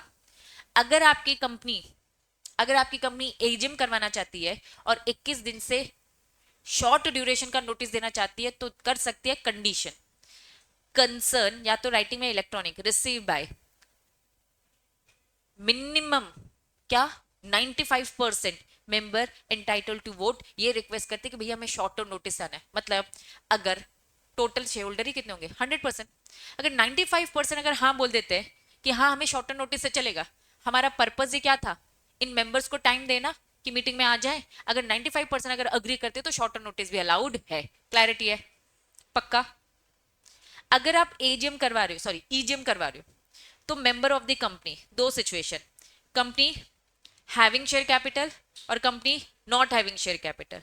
अगर कंपनी हैविंग शेयर कैपिटल तो दो कंडीशन, इन दो कंडीशन के बीच में एंड लगा है, दोनों साथ में। मेजॉरिटी नंबर मेंबर, पहले तो मेजॉरिटी, कंपनी में थे कितने मेंबर? 100। मेरे एग्जांपल में कितने हैं? 100। तो कितने लोग हाँ बोल दे? ऐसे काउंट करूंगी तो 51 मेंबर्स हाँ बोल दे। लेकिन इन 51 मेंबर्स के पास कितने शेयर होल्डिंग होनी चाहिए? 95% की शेयर होल्डिंग होनी चाहिए। मतलब इन्होंने दो क्राइटेरिया बोला, मेजॉरिटी इन परसेंट, लेकिन जो शेयर होल्डिंग की जो वैल्यू होगी वो कितनी होनी चाहिए? 95%। कुल मिलाकर जो मेजॉरिटी के लोग हैं उनके पास ज्यादातर शेयर्स हैं, तो बाकी 5% को भाव मत दो। Such part of the paid up. अगर company not having share capital, तो बच्चों यहाँ मेंबर आ जाएगा और शेयर कैपिटल, ये जो पेडअप पेडअप पेडअप बोलते रहते हैं ना, पेडअप की जगह बस हम क्या बोलेंगे? वोटिंग बोलेंगे। तो कुल मिलाकर वापस हम पढ़ रहे हैं, एजीएम करानी है, ईजीएम करानी है, हमेशा क्या करना है? गैप कितने का होगा? 21 क्लियर डेज का गैप। अब हमने 21 क्लियर डेज में बोला date of general meeting count मत करना, डेट ऑफ नोटिस जो सर्व किया काउंट मत करना, और अगर आपने पोस्ट ऑफिस का रूट लिया है तो 48 आवर्स और एक्स्ट्रा रख लेना। ये बात समझ में आ गई? तो कुल मिलाकर 25 दिन होते हैं। फिर उन्होंने बोला ये 21 दिन वाला क्राइटेरिया आप चाहो तो थोड़ा सा शॉर्ट कर सकते हो। अगर आप एजीएम करवा रहे हो तो प्लीज सारे लोग रिटर्न में लिखित में दे दे 95% के शोल्डर के हमें शॉर्टर नोटिस भी चलेगा। अगर आप ईजीएम करा रहे हो तो हैविंग नॉट हैविंग देखेंगे। हैविंग को बोला कि मेजॉरिटी इन नंबर्स होना चाहिए।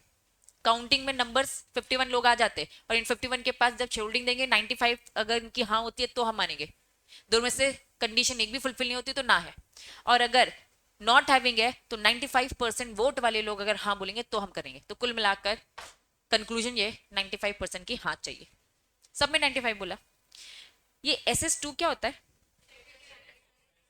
अलग से कंपनीज एक्ट के अलावा ये पी में कौन आ जाता है? हमारा सेक्रेटेरियल स्टैंडर्ड एक्स्ट्रा फॉर्मेलिटीज।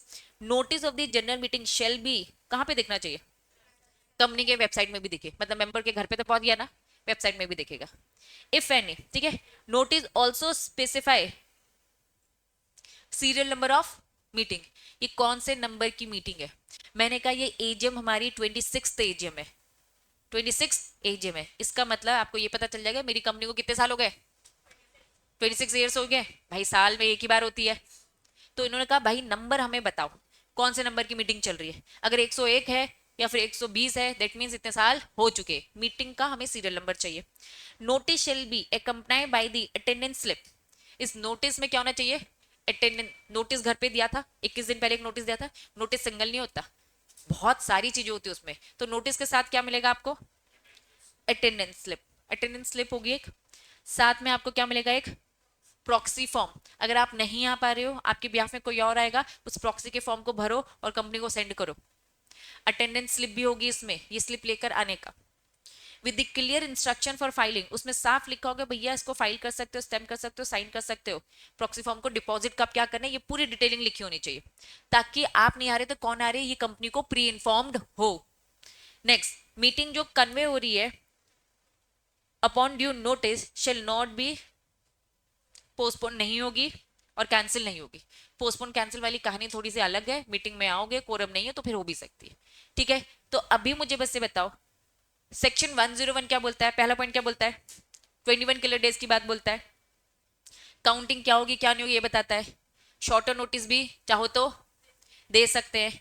फिर मैंने आपको बताया शॉर्टर नोटिस में क्राइटेरियाज, और नेक्स्ट नोटिस में क्या लिखा होना चाहिए, ये ईजे में भी पढ़ा हमने। Place, date, day, hours, statement of the business, क्या क्या बिजनेस मतलब क्या क्या मैटर डिस्कस करने वाले हो, ये सारी चीजें मीटिंग में लिखी होनी चाहिए। यहां तक चीजें क्लियर है? पहले बताओ, ये जो नोटिस है किसको मिलेगा? Every member, every member. और किसको मिलेगा? अगर मेंबर की डेथ हो गई तो उसका लीगल रिप्रेजेंटेटिव, अगर मेंबर इंसॉल्वेंट हो गया तो उसके असाइनी को। कुल मिलाकर रजिस्टर में जिस मेंबर का नाम है उसको मिलेगा, लेकिन अगर डेथ का केस है, अगर इन्फॉर्म्ड है तो लीगल रिप्रेजेंटेटिव, इंसॉल्वेंट वाला केस है तो उसके असाइनी को। ये कौन है? ऑडिटर्स, और क्या बोला? डायरेक्टर। मतलब इस जनरल मीटिंग में कौन कौन आ रहा है? मेंबर आ रहा है, ऑडिटर आ रहा है, डायरेक्टर्स आ रहे हैं, बीच में आ गया SS2। Notice shall also be given to, क्या लिखा है? हर कंपनी को सेक्रेटरियल ऑडिटर नहीं रखना है, कुछ बड़ी कंपनीज को रखना है। जिन बड़ी कंपनी में सेक्रेटरी ऑडिटर होता है डिबेंचर ट्रस्टी। डिबेंचर ट्रस्टी कब आएगा? जब कंपनी ने डिबेंचर इशू किया है। ठीक है, 500 से ज्यादा, वेरी गुड। तो अगर ये लोग है तो प्लीज इनको भी नोटिस जाएगा। बात समझ में आ रही है? Non receipt of the notice या फिर एक्सीडेंटल ओमिशन, कुछ रिपीटेटिव नहीं लग रहा? गलती से अगर नोटिस नहीं मिला है, give notice to any member shall not be invalidate, तो हम मानेंगे कि ये वैलिड है। रिस्पॉन्सिबिलिटी किसकी प्रूफ करने की?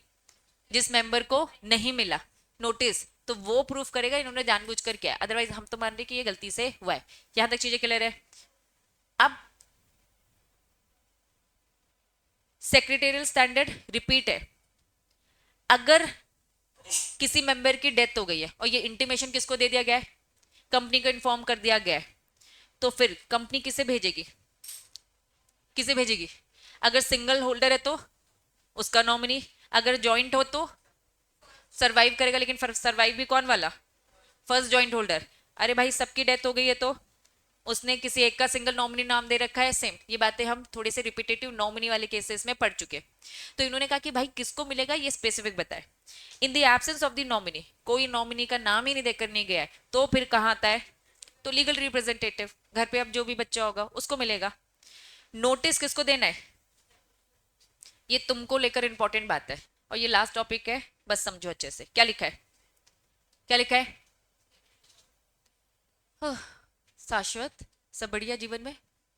ठीक है। सेक्रेटेरियल ऑडिटर कौन होता है? CS होता है। तुमको इस मीटिंग में आना है, ये एजीएम हो रही है, ठीक है? मीटिंग में आओगे, आना है। मान लो नहीं आ पा रहे, तो तुम अपना क्या भेज सकते हो? Authorise representative. नोटिस आपको भेजा जाएगा, every general meeting shall be every member of the company, सबको भेजा जाएगा, डायरेक्टर, ऑडिटर और सेक्रेटेरियल ऑडिटर को भी। Secretarial auditor unless exempted by the company shall either himself, या तो वो क्या आएगा? खुद से आएगा, मीटिंग अटेंड करेगा इस एजीएम में, या तो आपने अपने बिहाफ में किसको भेज दिया? Authorise representative. मतलब वो कौन होगा? दूसरा CSE होगा। ठीक है, साफ इन्होंने बोला वो मीटिंग में आएगा, सारी बातें सुनेगा, बिजनेस में पार्ट लेगा, कुछ क्वेश्चन पूछे जा रहे हैं तो वो आप उसका जवाब दोगे। चेयरमैन मे इनवाइट, वो आपको चाहे तो मैटर अगर रिलेटेड नहीं है, रिलेटेड है तो आना ही पड़ेगा, रिलेटेड नहीं है तो अगर फिर भी वो चाहता है तो आपको बोला जाएगा आपके ऑथराइज रिप्रेजेंटेटिव।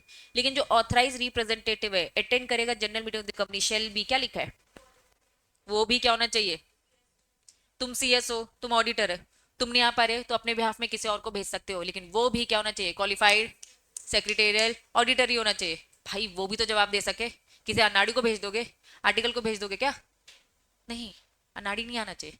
तो जो भी मैंने अब आपको शॉर्ट में ब्रीफ में पढ़ाया, हाँ बेटा,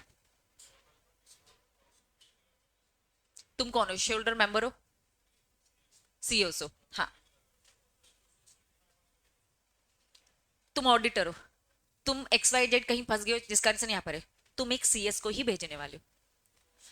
ऑडिट पहले हो चुका है, ये तुम मीटिंग में आप बस अटेंड कर रहे हो और यहां पर सारे मेंबर्स आपसे कुछ डिस्कस कर रहे हैं, कुछ मैटर पूछ रहे, तो ऑडिटिंग तो हो चुकी है जो तुमने कर रखी है पहले से, तुमने बस अपने बिहाफ में एक रिप्रेजेंटेटिव भेज दिया ताकि क्वेश्चन के जवाब वो बस दे सके, लेकिन वो भी वो सारी चीजें पढ़कर आएगा। क्यों, क्योंकि पता तो होना चाहिए कि सामने क्वेश्चन पूछ रहे तो जवाब ही नहीं दे पाओगे, तो ऑथराइज सही पर्सन होना चाहिए, ठीक है। अब जो भी मैंने आपको बताया, ये दिख रहा है, लेंथ ऑफ नोटिस, ये दिख रहा है 21 किलर डेज, 21 किलर डेज का मतलब बताया इन्होंने। सेक्शन 8 कंपनी, भाई सेक्शन 8 कंपनी को क्या बोल दिया, तुमको 21 डेज नहीं लग रहे, तुमको क्या लगेंगे 14 डेज।